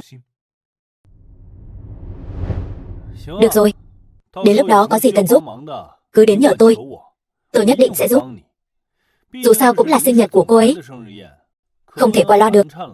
Dù cậu có nhiều mối quan hệ, nhưng chắc cũng không giúp được mấy nhỉ. Cẩn thận mất mặt. Không cần anh lo. Chủ thượng, ngài có gì căn dặn? Tống Chấn Đình kia, tên công tử bột bất tài vô dụng ấy, dám mơ tưởng đến vợ ta. Ngươi đi dạy dỗ hắn cho ta. Vâng chủ thượng. Vậy, có cần khiến hắn biến mất một cách thần không biết quỷ không hay không? Không cần đến mức đó. Dạy dỗ hắn một chút là được. Vâng, tôi đi làm ngay.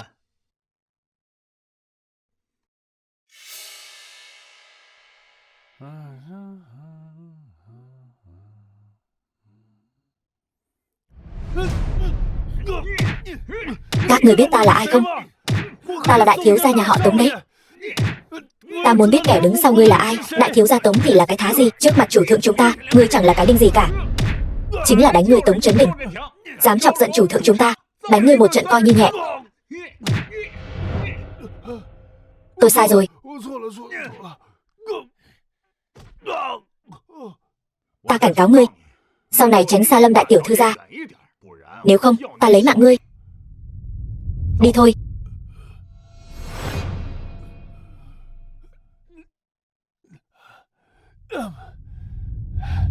Khỉ gió. Ai đó? Nếu để lão tử biết được, chân của ta.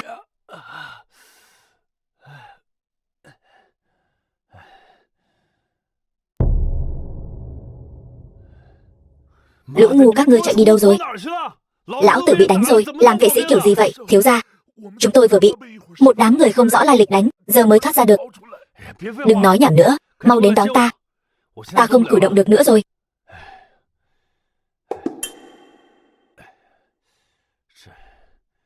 Rốt cuộc là ai vậy? Chắc không phải Thẩm Kỳ Lân chứ?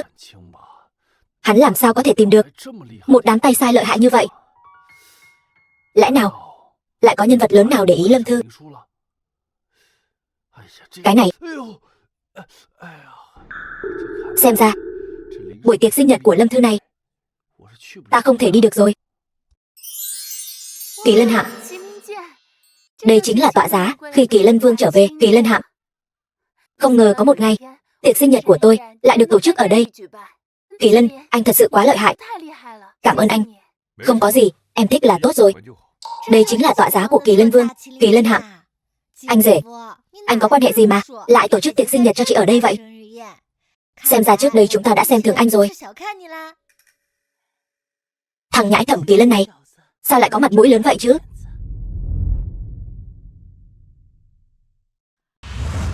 Mã Tiểu Lan,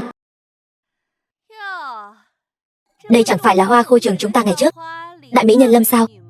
Tiểu Lan, không ngờ cô cũng đến đây. Đừng gọi tôi như vậy. Tôi là đại tiểu thư của Mã gia, một trong tứ đại gia tộc đấy. Cô ở trước mặt tôi thì là cái thá gì? Nếu không phải trường quý tộc của chúng ta bị đánh bom, tôi mới không học ở cái trường của các người. Cô còn tưởng cô thật sự có tư cách làm bạn học của tôi sao?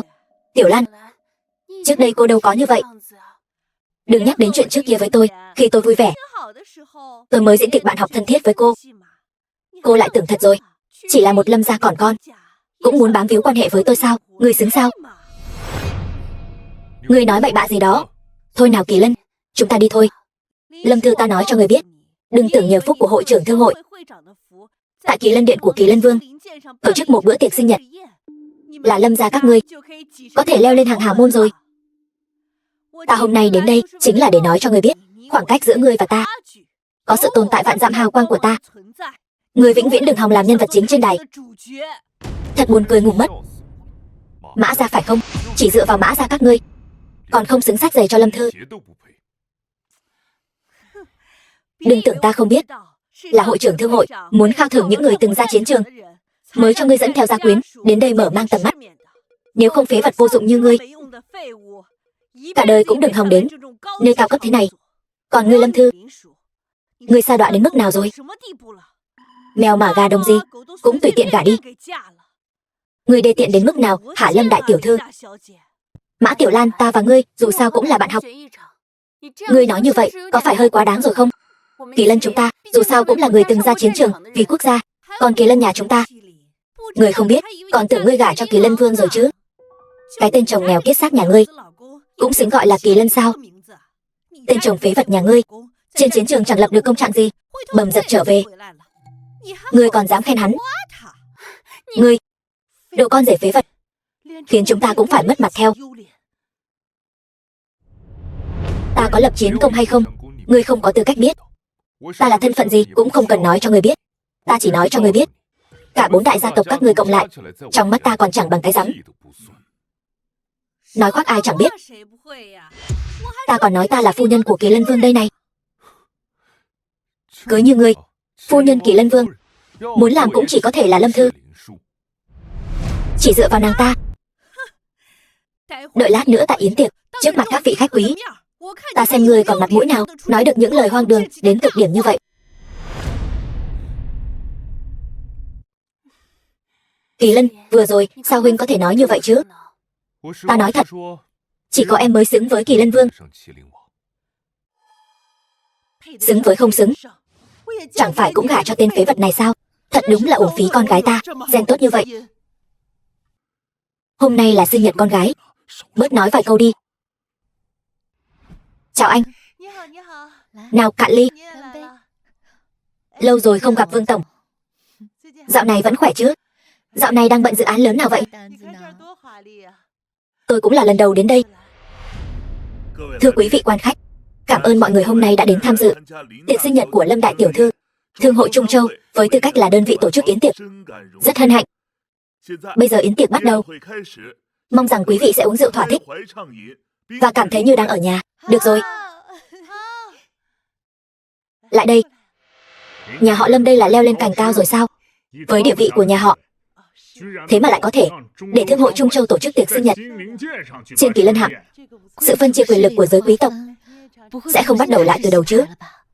Nghe nói nhà họ Lâm mới tìm được một chàng rể, là một tên lính quèn, chưa lập được công trạng gì. Liệu tên lính quèn này có phải là một nhân vật tầm cỡ nào đang ẩn mình không? Nếu không, thì tại sao nhà họ Lâm lại đột nhiên trở nên oai phong như vậy? Thư Nhi, sinh nhật vui vẻ. Đây là món quà tôi đặc biệt chuẩn bị cho em. Mong em thích nó. Cảm ơn.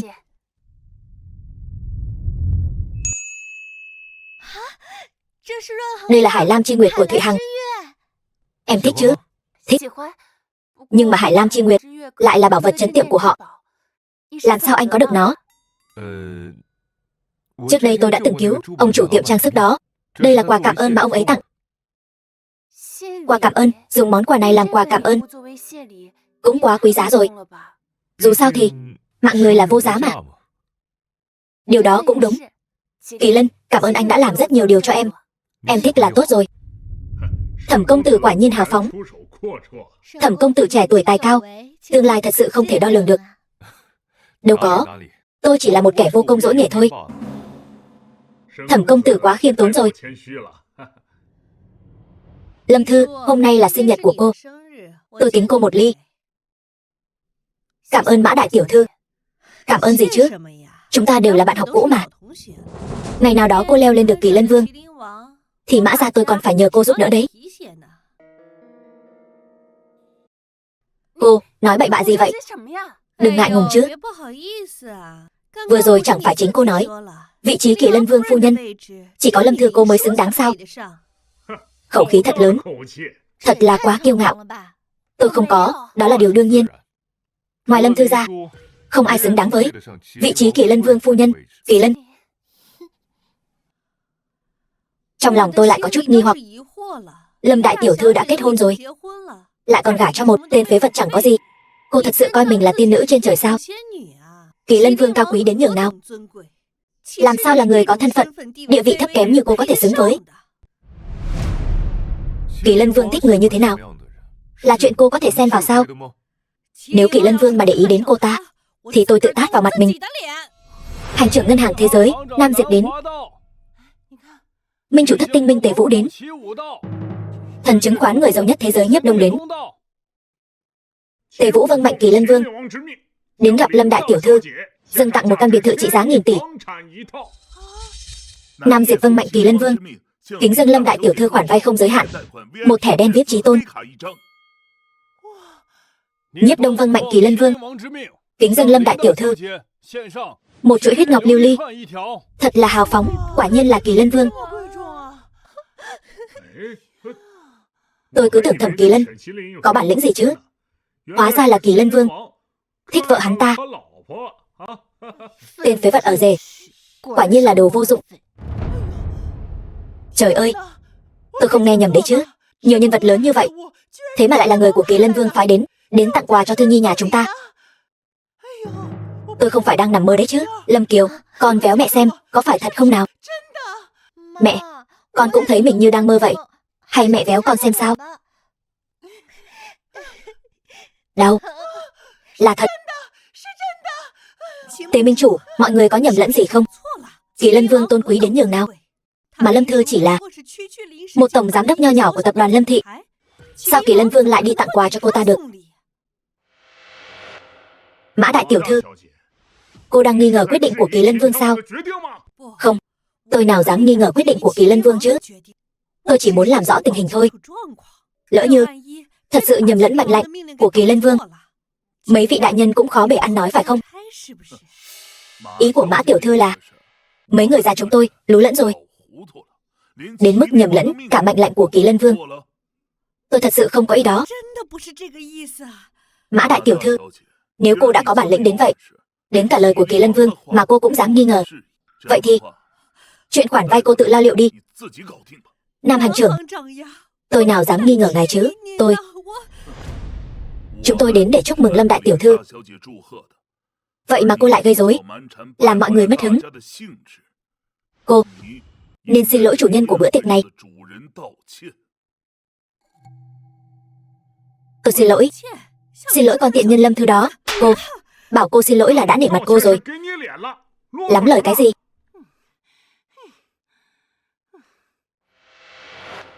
Lâm đại tiểu thư, tôi không nên gây rối ở bữa tiệc của cô.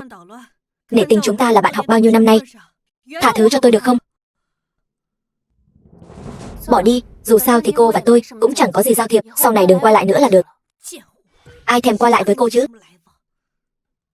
Vừa rồi là ai mạnh miệng nói muốn tự tát mình 1000 cái tát vậy? Thẩm Kỳ Lân, ngươi đừng gây sự. Sao hả? Muốn nuốt lời sao? Mọi người ở đây đều nghe rõ một một. Là ai gây áp lực liên tục sỉ nhục Lâm thư nhà chúng tôi vậy? Cái gì? Cô dám sỉ nhục Lâm đại tiểu thư? Cô chán sống rồi phải không? Tế minh chủ, ta sai rồi. Ta lỡ lời rồi. Ta có mắt như mù. Ta nói sai rồi. Được chưa? Ta đã tự tát mình rồi. Cứ nhẹ nhàng cho qua như vậy, làm sao thể hiện được thành ý xin lỗi của Mã đại tiểu thư ngươi? Ngươi rốt cuộc muốn thế nào? 100 cái tát, một cái cũng không được thiếu. Ngươi đừng được đằng chân lên đằng đầu. Còn chờ gì nữa? Còn không mau làm theo lời Thẩm công tử.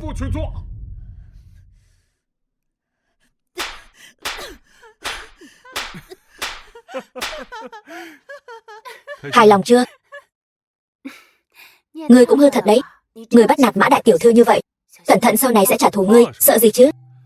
Có Kỳ Lân Vương chống lưng cho Lâm đại tiểu thư, nàng ta không dám đâu. Hôm nay chỉ là cho ngươi một bài học, sau này còn dám coi thường Lâm gia, bắt nạt Lâm thư thì không chỉ đơn giản là tát đâu. Ta không dám nữa. Hôm nay cũng đã vui đủ rồi. Yến tiệc đến đây là kết thúc thôi. Thư Nhi đi thôi. Cung tiến Thẩm công tử và Lâm đại tiểu thư.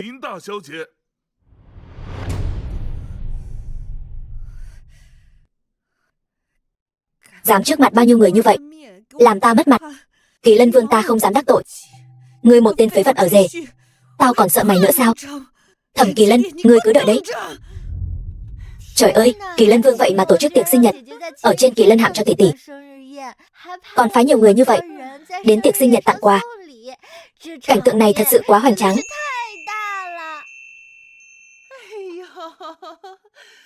Không hổ là con gái của ta. Ta đã nói rồi mà.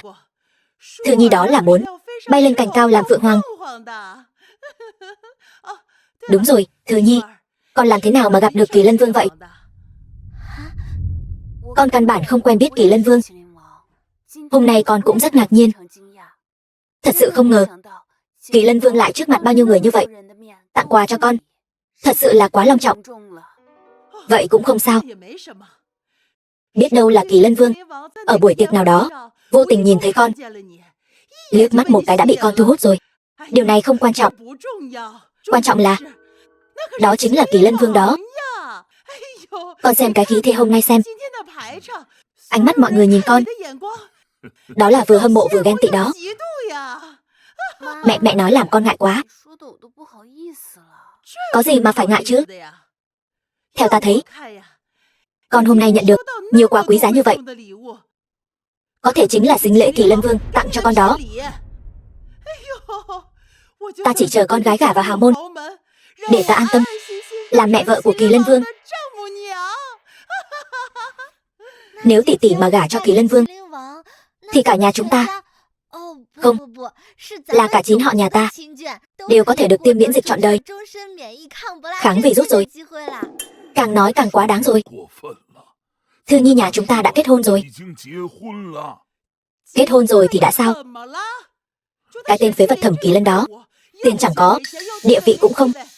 Hắn xứng với Thư Nhi sao? Đúng vậy. Thẩm Kỳ Lân so với Kỳ Lân Vương chỉ như một hạt bụi. Bám lấy tỷ tỷ tôi làm gì? Nghe rõ chưa, Thẩm Kỳ Lân? Ngày mai cậu đi cục dân chính ly hôn với nó đi, để nó còn gả cho Kỳ Lân Vương nữa. Đúng vậy. Nếu chị ấy gả cho Kỳ Lân Vương, con sẽ là em vợ của ngài ấy. Vừa nghĩ đã thấy thích rồi. Mẹ ơi, mẹ nói gì thế? Con sẽ không ly hôn đâu. Con điên rồi sao? Con gái, chẳng phải từ nhỏ con đã hâm mộ ngài ấy sao? Bây giờ khó lắm mới có cơ hội. Con đang làm gì thế hả? Đúng là vậy. Nhưng mà con đã kết hôn rồi. thì không thể thế nữa. Dù Kỳ Lân không tài giỏi gì, nhưng anh ấy rất tốt với con. Nếu con ly hôn với anh ấy, người khác sẽ nói anh ấy thế nào chứ? Sau này anh ấy phải làm sao chứ? Con chỉ vì bảo vệ thằng vô dụng này,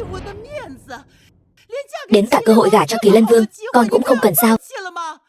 Mẹ tha rằng không có đứa con như con, thật hết nói nổi. Sao số tôi lại khổ thế này? Này, mẹ ơi! Kỳ Lân ơi Kỳ Lân!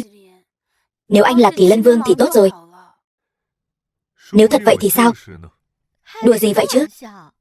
Anh là Kỳ Lân Vương, anh trông nghèo hèn như thế, anh cũng tên Kỳ Lân thì thôi đi. Bây giờ còn mạo danh ngài ấy. Đừng tưởng hôm nay ngài ấy không xuất hiện thì anh có thể giở trò nhé. Nói đến Kỳ Lân Vương, nghe nói tuần sau có tổ chức tiệc Ngọc Long Chân Tu. Đến lúc đó Kỳ Lân Vương chắc chắn sẽ xuất hiện tại bữa tiệc. Thật sao? Vậy tại bữa tiệc hôm đó có thể gặp Kỳ Lân Vương rồi? Có thì có thể, nhưng với địa vị Lâm gia chúng ta ở Trung Châu quốc này, e rằng không đủ tư cách tham gia yến tiệc long trọng như vậy. Vừa rồi là ai mạo danh Kỳ Lân Vương? Nếu người thật sự là Kỳ Lân Vương thì kiếm được một tấm thiệp mời dự tiệc Ngọc Long Chân Tu chắc không khó khăn gì đâu nhỉ? Chuyện này quá đơn giản. Thiệp mời chắc chắn có. Đến lúc đó các ngươi cứ đi theo tôi vào là được thôi. Lại nói khoác nữa. Ngươi cho dù có thân quen với hội trưởng thương hội Trung Châu thì yến tiệc long trọng như vậy đâu phải muốn dẫn ai vào thì dẫn. Tỷ tỷ, trong bữa tiệc sinh nhật của tỷ, 3 vị đại nhân tặng quà đó, ngươi cứ tìm một trong số họ, chỉ cần dậm chân một cái là có thể khiến Trung Châu rung chuyển mấy cái. Ngươi đi xin họ thiệp mời, họ nể mặt Kỳ Lân Vương chắc chắn sẽ không từ chối đâu. Chuyện này tỷ không muốn gặp Kỳ Lân Vương sao? Thôi được rồi, ta sẽ thử xem. Nếu chúng ta có thể lấy được thiệp mời dự tiệc Ngọc Long Chân Tu thì địa vị của Lâm gia chúng ta ở Trung Châu sẽ được nâng cao rất nhiều. Đối với việc gọi vốn của chúng ta cũng sẽ có ích rất lớn. Được rồi, bà, con sẽ cố gắng hết sức. Kỳ Lân, hay là hôm nay con tạm thời ra ngoài ở đi. Ta sợ mẹ con bé tính khí không tốt, về nhà lại nói những lời khó nghe, khiến con khó xử. Không sao đâu ba, con có chỗ ở bên ngoài rồi. Được, khổ cho con rồi. Con đi trước đây. Sáng sớm tinh mơ lại chạy đến cửa nhà tôi làm loạn. Cô có rảnh rỗi quá không vậy? Còn nhà anh nữa, tôi thật sự nghi ngờ loại người như anh có biết hai chữ xấu hổ viết như thế nào không? Anh có biết người sống bên trong là ai không? Còn ở đây giả vờ. Tôi có biết hay không thì liên quan gì đến cô? Tôi hiểu rồi. Anh cũng đến bái kiến Kỳ Lân Vương phải không? Tôi thấy hộp quà trên tay anh, bao bì cũng khá đẹp đấy. Nhưng mà chắc là bị cản lại rồi nhỉ? Tặng quà gì chứ? Đây là quà tôi biếu nhạc phụ. Giả vờ, anh cứ tiếp tục giả vờ đi. Đàn ông con trai như anh chẳng có bản lĩnh gì, còn sĩ diện nữa. Anh có thấy mất mặt không? Lười đôi co với loại người như cô. Thẩm Kỳ Lân, chuyện tối hôm qua đã lan truyền khắp cả Trung Châu rồi.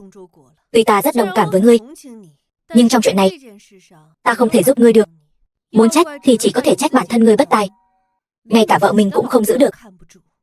Còn nữa, đừng đến quấy rầy Kỳ Lân Vương nữa. Với tư chất của ngươi, căn bản không có tư cách diện kiến ngài ấy. Nếu ngươi còn dám đến quấy rầy ngài ấy thì đừng trách ta không khách sáo. Không khách sáo với ta.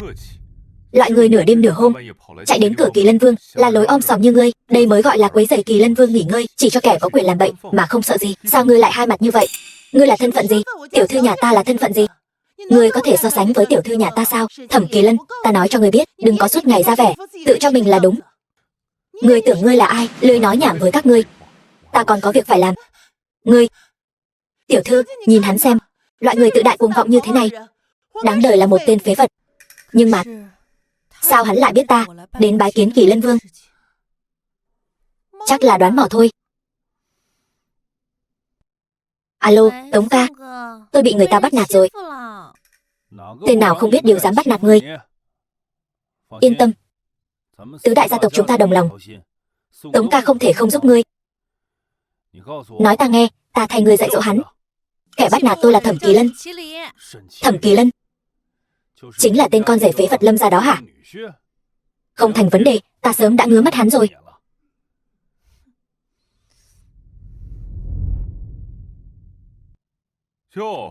Đây chẳng phải là Tống đại thiếu gia sao? 2 ngày không gặp, chân què rồi sao? Bớt nói nhảm với ta.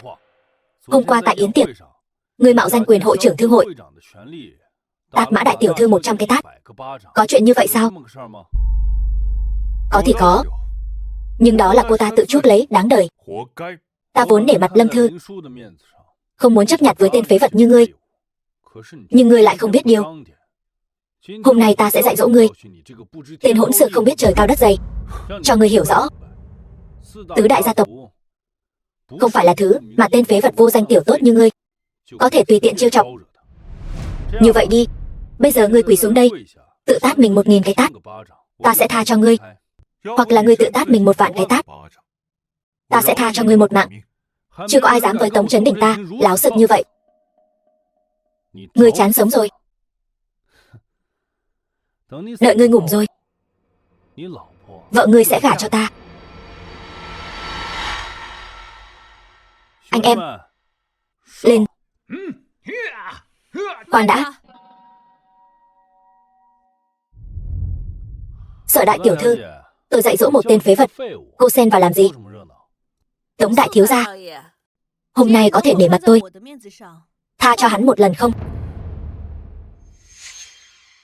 Hắn bất quá chỉ là một tên phế vật ở rể Lâm gia. Sở đại tiểu thư, hà tất phải vậy? Chuyện này không cần Tống đại thiếu gia ngài phải bận tâm, ngài chỉ cần thả người ra là được.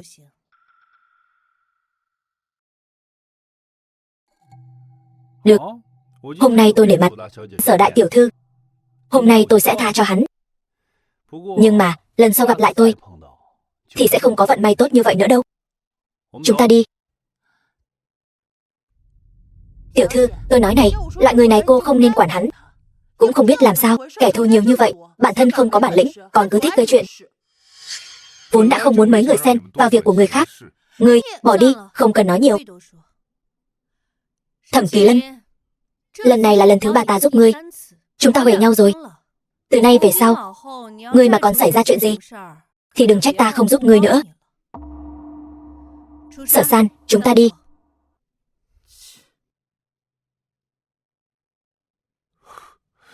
Đầu óc có vấn đề.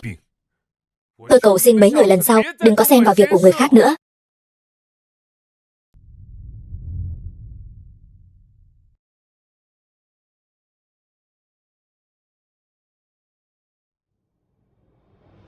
Lạc Thiên Chiến Thần. Cảnh tượng này, Thẩm công tử, Lâm tiểu thư, ta phụng mệnh quốc chủ đến nghênh đón. Mời mọi người theo tôi. Lạc Thiên Chiến Thần, thật sự không dám nhận. Lâm tiểu thư, cô đừng căng thẳng, quốc chủ rất coi trọng cô. Mời mọi người theo tôi.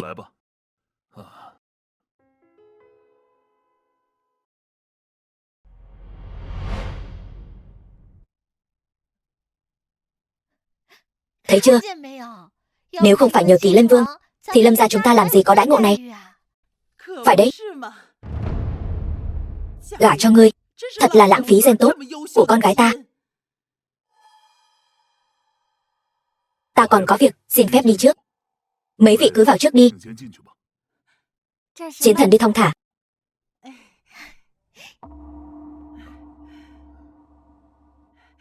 Đi thôi. Đây chẳng phải là tên phế vật ở rể Lâm gia sao? Lần trước nể mặt Thẩm tiểu thư, tha cho ngươi, sao còn dám xuất hiện trước mặt ta? Hơn nữa, yến tiệc Ngọc Long chân tu của quốc chủ, ngươi cũng đến tham dự. Ta biết rồi, ngươi đến để làm mất mặt Lâm gia chứ gì. 2 ngày không gặp, chân đã khỏi rồi sao? Có phải lại muốn bị đánh què không? Hay cho ngươi Thẩm Kỳ Lân, lần trước 2 tên đó quả nhiên là ngươi phái đến, khiến ta phải nằm liệt giường mấy ngày. Hôm nay, nợ mới nợ cũ ta sẽ tính hết với ngươi. Tống thiếu, xin ngài dừng tay. Hôm nay là quốc chủ ban yến tiệc, mong ngài đừng gây chuyện. Mặt mũi của Lâm tiểu thư ta vẫn phải nể, dù sao cũng là người Kỳ Lân Vương để mắt tới mà. Vậy thì ngươi quỳ xuống dập đầu xin lỗi ta, rồi quỳ ở cửa nghênh khách. Gặp ai cũng gọi là ông nội, Chuyện hôm nay ta coi như bỏ qua. Chỉ dựa vào ngươi cũng xứng để ta quỳ xuống dập đầu. Ngươi là cái thá gì? Ta bảo ngươi quỳ xuống, đó là nể mặt ngươi. Thẩm Kỳ Lân, đừng có không biết điều. Nếu không, ta sẽ gọi bảo vệ đuổi ngươi ra ngoài. Lúc đó, xem ngươi còn mạnh miệng được không? Ngươi tin hay không? Hôm nay ngươi không những không động vào một đầu ngón tay ta được, mà còn tự rước họa vào thân. Chỉ dựa vào ngươi, hôm nay nếu ta không làm gì được ngươi, thì ta tự mình chạy ra cửa, gọi người đón khách là ông nội tốt lắm, cháu trai. Bảo vệ.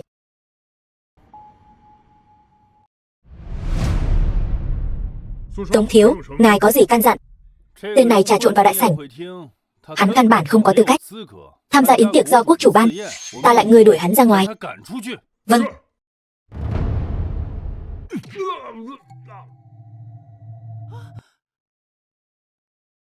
Có người gây rối trong đại sảnh, yêu cầu chi viện.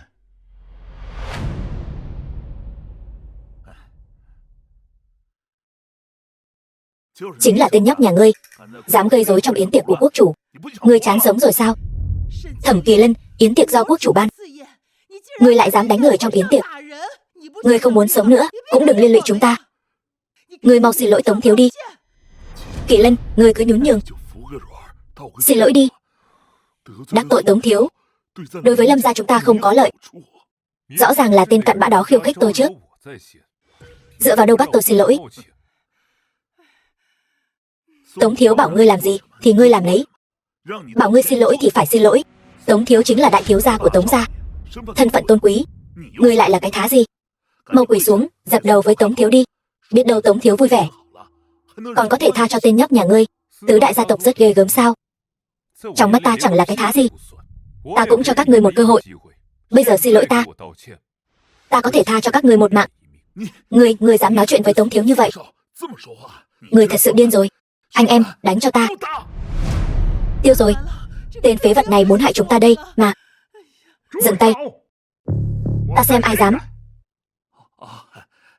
Hội trưởng, tên nhóc này gây rối trong yến tiệc, còn cãi lời Tống thiếu. Tôi chuẩn bị xử lý hắn. Đồ hỗn xược. Dựa vào ngươi mà cũng dám động vào Thẩm công tử. Hội trưởng thương hội Trung Châu Tư Cảnh Thiên. Thẩm công tử.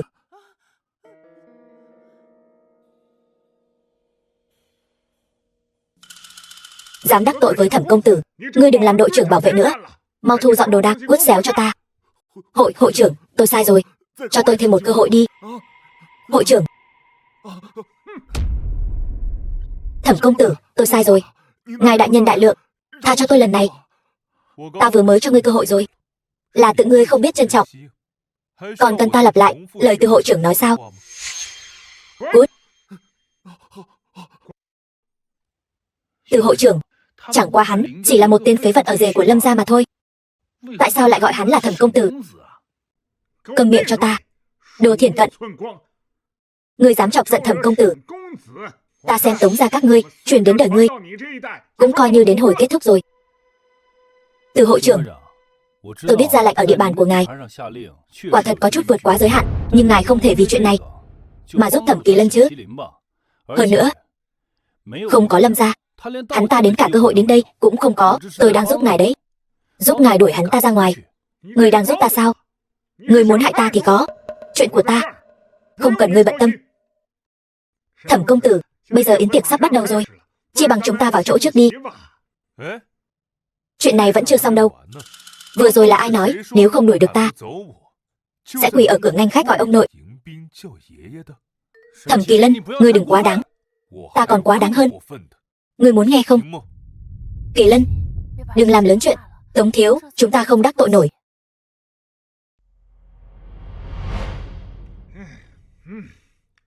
Làm theo lời Thẩm công tử. Mẹ, không ngờ Từ hội trưởng lại có quan hệ tốt với Thẩm Kỳ Lân như vậy, lại bằng lòng vì hắn mà đắc tội với Tống thiếu. Từ hội trưởng, sao có thể vì tên phế vật này mà đắc tội với Tống thiếu chứ? 8 phần là vì nể mặt chị gái của ngươi. Từ hội trưởng, tôi biết đây là địa bàn của ngài, nhưng mà dù sao tôi cũng là đại công tử của tứ đại gia tộc. cũng không phải là loại dễ bị bắt nạt. Từ trước đến nay chỉ có người khác gọi tôi là ông nội, chưa từng có chuyện tôi gọi người khác là ông nội.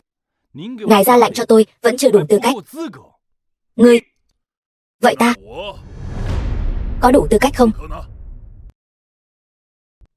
Chiến thần, ngài không phải đang ở bên cạnh quốc chủ sao? Sao lại đến đây? Cái thứ không biết tự lượng sức mình này, dám đụng chạm đến khách quý của quốc chủ. Là nếu ta không đến cả quốc chủ, ngươi cũng dám mắng rồi. Hắn là khách quý của quốc chủ.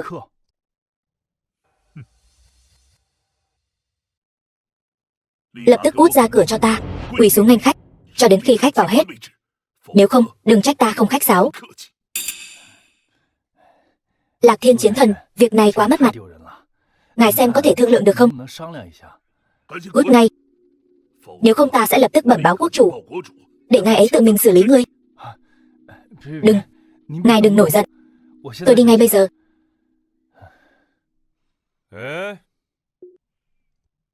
Đừng quên gặp người phải gọi ông nội đấy.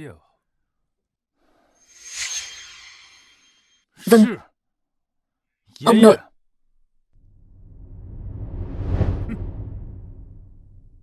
Thẩm công tử, mời. Đi lối này. Đi thôi.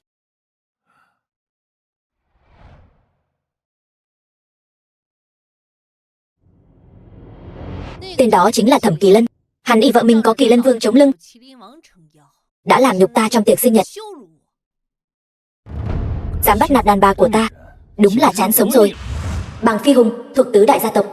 Yên tâm, ta sẽ dạy dỗ hắn cho ngươi. Thẩm Kỳ Lân, ngươi cũng chẳng có thêm cánh tay nào, dám bắt nạt đàn bà của ta. Tao xem hôm nay mày có mấy cái mạng. Lại thêm một tên không biết điều. Ngươi dám mắng bảng thiếu, mắng hắn thì sao? Ngươi, con gái, chúng ta bây giờ cùng hắn đoạn tuyệt quan hệ, còn kịp không? Đừng tưởng Lâm gia các ngươi có Kỳ Lân Vương chống lưng là ta không làm gì được ngươi. Hôm nay quốc chủ ban yến tiệc, Kỳ Lân Vương nhất định sẽ đến. Đến lúc đó sợ là ngươi còn chẳng biết mình ngụm như thế nào. Ngươi bây giờ cầu xin ta, biết đâu ta vui vẻ sẽ thành người cầu xin, tha cho ngươi một mạng. Dám trước mặt ta lớn tiếng khoác lác. Ngươi là ai? Ngươi nghe cho kỹ đây. Ta chính là Bằng đại thiếu gia của tứ đại gia tộc. Đối phó với một tên phế vật ở rể nho nhỏ vẫn dư sức. Biết điều thì mau quỳ xuống cho ta, nếu không sẽ có lúc ngươi hối hận. Bằng thiếu bớt giận. Kỳ Lân có chỗ nào đắc tội với ngài, ta thay hắn tạ lỗi với ngài. Tạ lỗi, ta nào dám nhận. Ai mà chẳng biết Lâm đại tiểu thư là người Kỳ Lân Vương để mắt tới. Còn tên tiểu tử thối tha này thì, Bằng thiếu gia, lần trước hắn làm tôi mất mặt trước bàn dân thiên hạ, khiến tôi không ngóc đầu lên được, làm tôi ê mặt. Tôi cũng phải cho hắn tự vả vào mặt mình. 100 không, 1000 cái tát. Tát ngay tại đây, tát trước mặt bao nhiêu người này.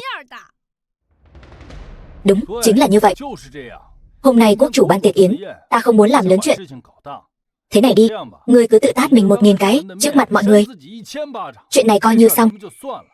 Nếu ngươi không tự tát được, ta tìm người thay ngươi. Cũng không phải là không được. Ngươi là cái thứ gì mà dám động thủ với ta? Ngươi xem ta có dám không?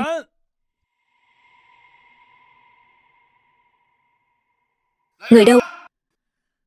Dừng tay. Sở đại tiểu thư, chẳng lẽ cô muốn ngăn cản tôi? Bằng đại thiếu gia, quốc chủ ban yến tiệc, ngài vẫn nên an phận một chút thì hơn. Ta nhớ ra rồi. Nếu ta nhớ không lầm, cô và tên Thẩm Kỳ Lân này có hôn ước từ nhỏ phải không? Khó trách cô lại bênh vực tên phế vật ở rể này. Cái gì?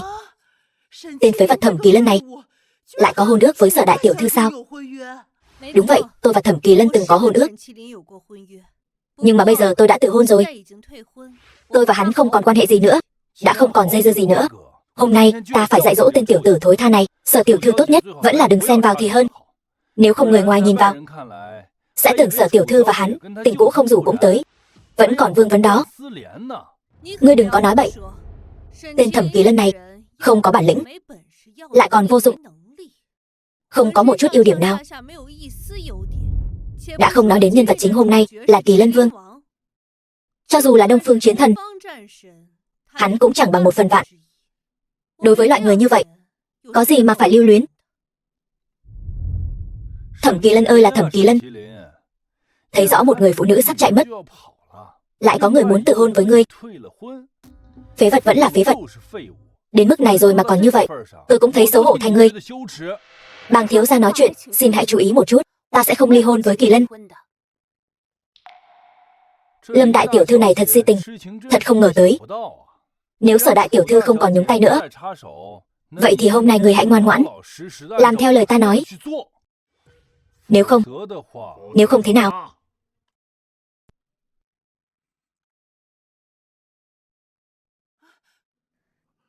Bái kiến quốc chủ. Đứng dậy đi. Quốc chủ. Tên Thẩm Kỳ Lân này thấy người mà không quỳ, hắn đáng được xử tử. Xin người hãy nghiêm trị hắn, trừng phạt. Quốc chủ thứ tội. Kỳ Lân lần đầu tham gia yến tiệc lớn thế này, không hiểu lễ nghi, mong người đừng trách tội hắn. Không hiểu lễ tiết cũng là không đúng. Hơn nữa còn nói ra những lời đại nghịch bất đạo, đáng lẽ phải đem hắn ra ngũ mã phanh thây. Người vu khống. Quốc chủ, xin người đừng nghe hắn nói bậy.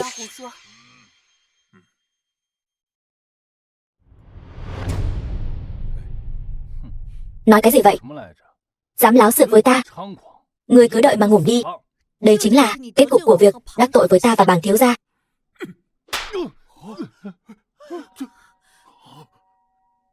Lạc Thiên Chiến Thần, ngươi có phải đánh nhầm người không?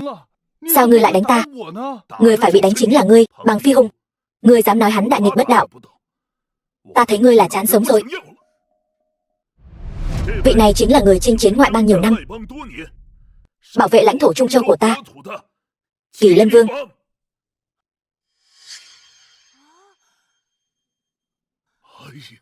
Kỳ Lân Vương? Sao lại là hắn ta? Hắn ta chính là Kỳ Lân Vương, không ngờ hắn ta chính là Kỳ Lân Vương. Trời ơi, Thẩm Kỳ Lân lại là Kỳ Lân Vương. Mẹ, trước đây con nói hắn như vậy, chắc chắn hắn ghi hận rồi. Giờ phải làm sao? Cái miệng thối của ta. Kỳ Lân chính là Kỳ Lân Vương, vậy nên chuyện Tế Minh chủ tặng ta quà đều là do Kỳ Lân sắp xếp. Sao có thể? Thẩm Kỳ Lân, kẻ luôn bị ta coi thường, sao có thể là Kỳ Lân Vương? Hắn là Kỳ Lân Vương, vậy ta là cái gì? Một trò cười sao? Cái gì? Sao hắn có thể là Kỳ Lân Vương? Hắn rõ ràng là tên con rể phế vật Lâm gia. Sao không có thể chứ?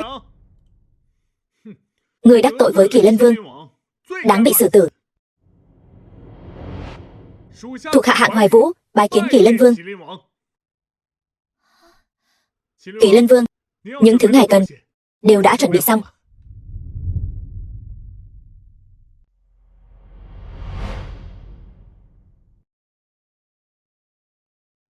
Đứng dậy đi. Bàng đại thiếu gia, vừa rồi chẳng phải muốn cho ta 1000 cái tát sao? Giờ tin rồi chứ?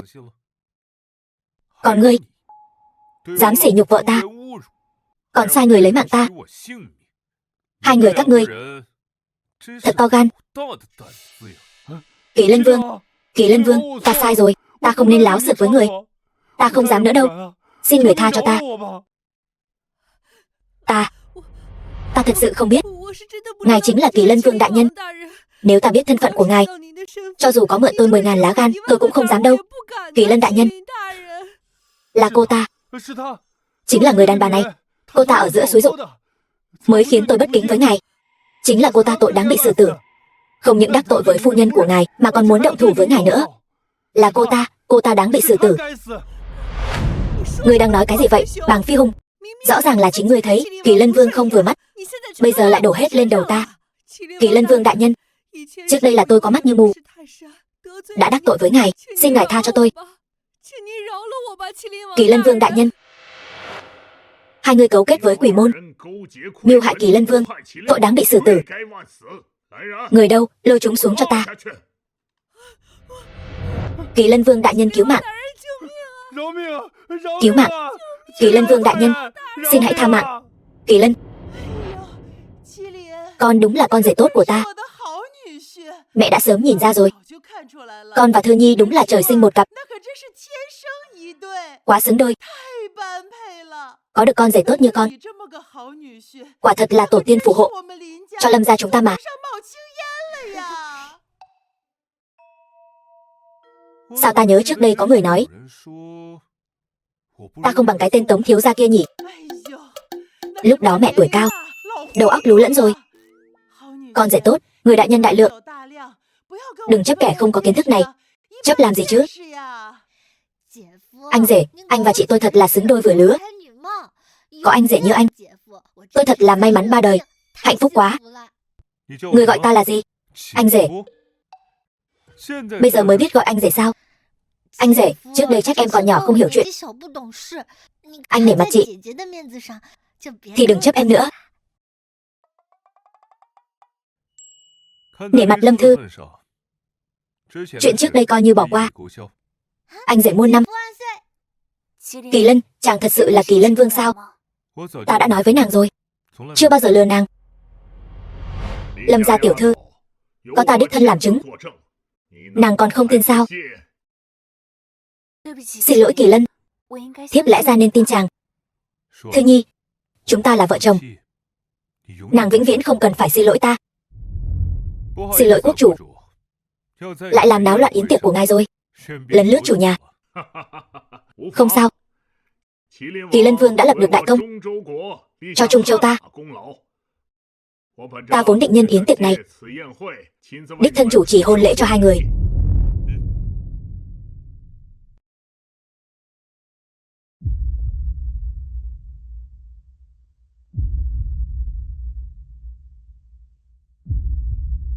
Thư nhi, ta lấy danh nghĩa Kỳ Lân Vương mà thề với nàng, ta sẽ dùng cả đời để bảo vệ nàng. Gả cho ta nhé. Thẩm Kỳ Lân,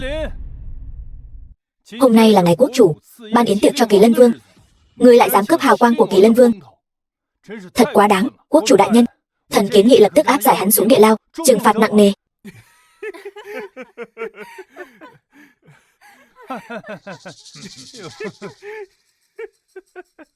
Quốc chủ đại nhân, chỉ cần ngài ra lệnh, thần sẽ lập tức áp giải hắn ra ngoài. Vô lễ. Ngươi có biết hắn là ai không? Hắn là ai? Kỳ Lân Vương. Cái gì? Tên phế vật Thẩm Kỳ Lân này, ngoài cái tên ra thì có điểm nào giống Kỳ Lân Vương chứ? Không thể nào. Hỗn xược, dám bất kính với Kỳ Lân Vương. Người đâu? Giải hắn xuống cho ta.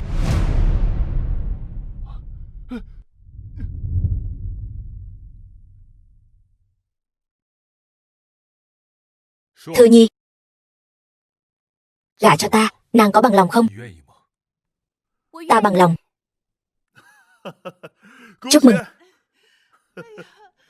Tốt, thật tốt quá. Thì ra Thẩm Kỳ Lân mà ta trà đạp mấy lâu nay lại chính là người mà ta hết lần này đến lần khác tìm kiếm Kỳ Lân Vương. Uổng công ta cứ nghĩ hắn không xứng với mình, lại chính miệng từ chối. Hôn ước lẽ ra ta mong đợi nhất, tất cả những gì nàng ta đang có lẽ ra phải là của ta. Chính ta đã tự tay bóp nát hạnh phúc của mình, về sau hối hận thì đã muộn rồi.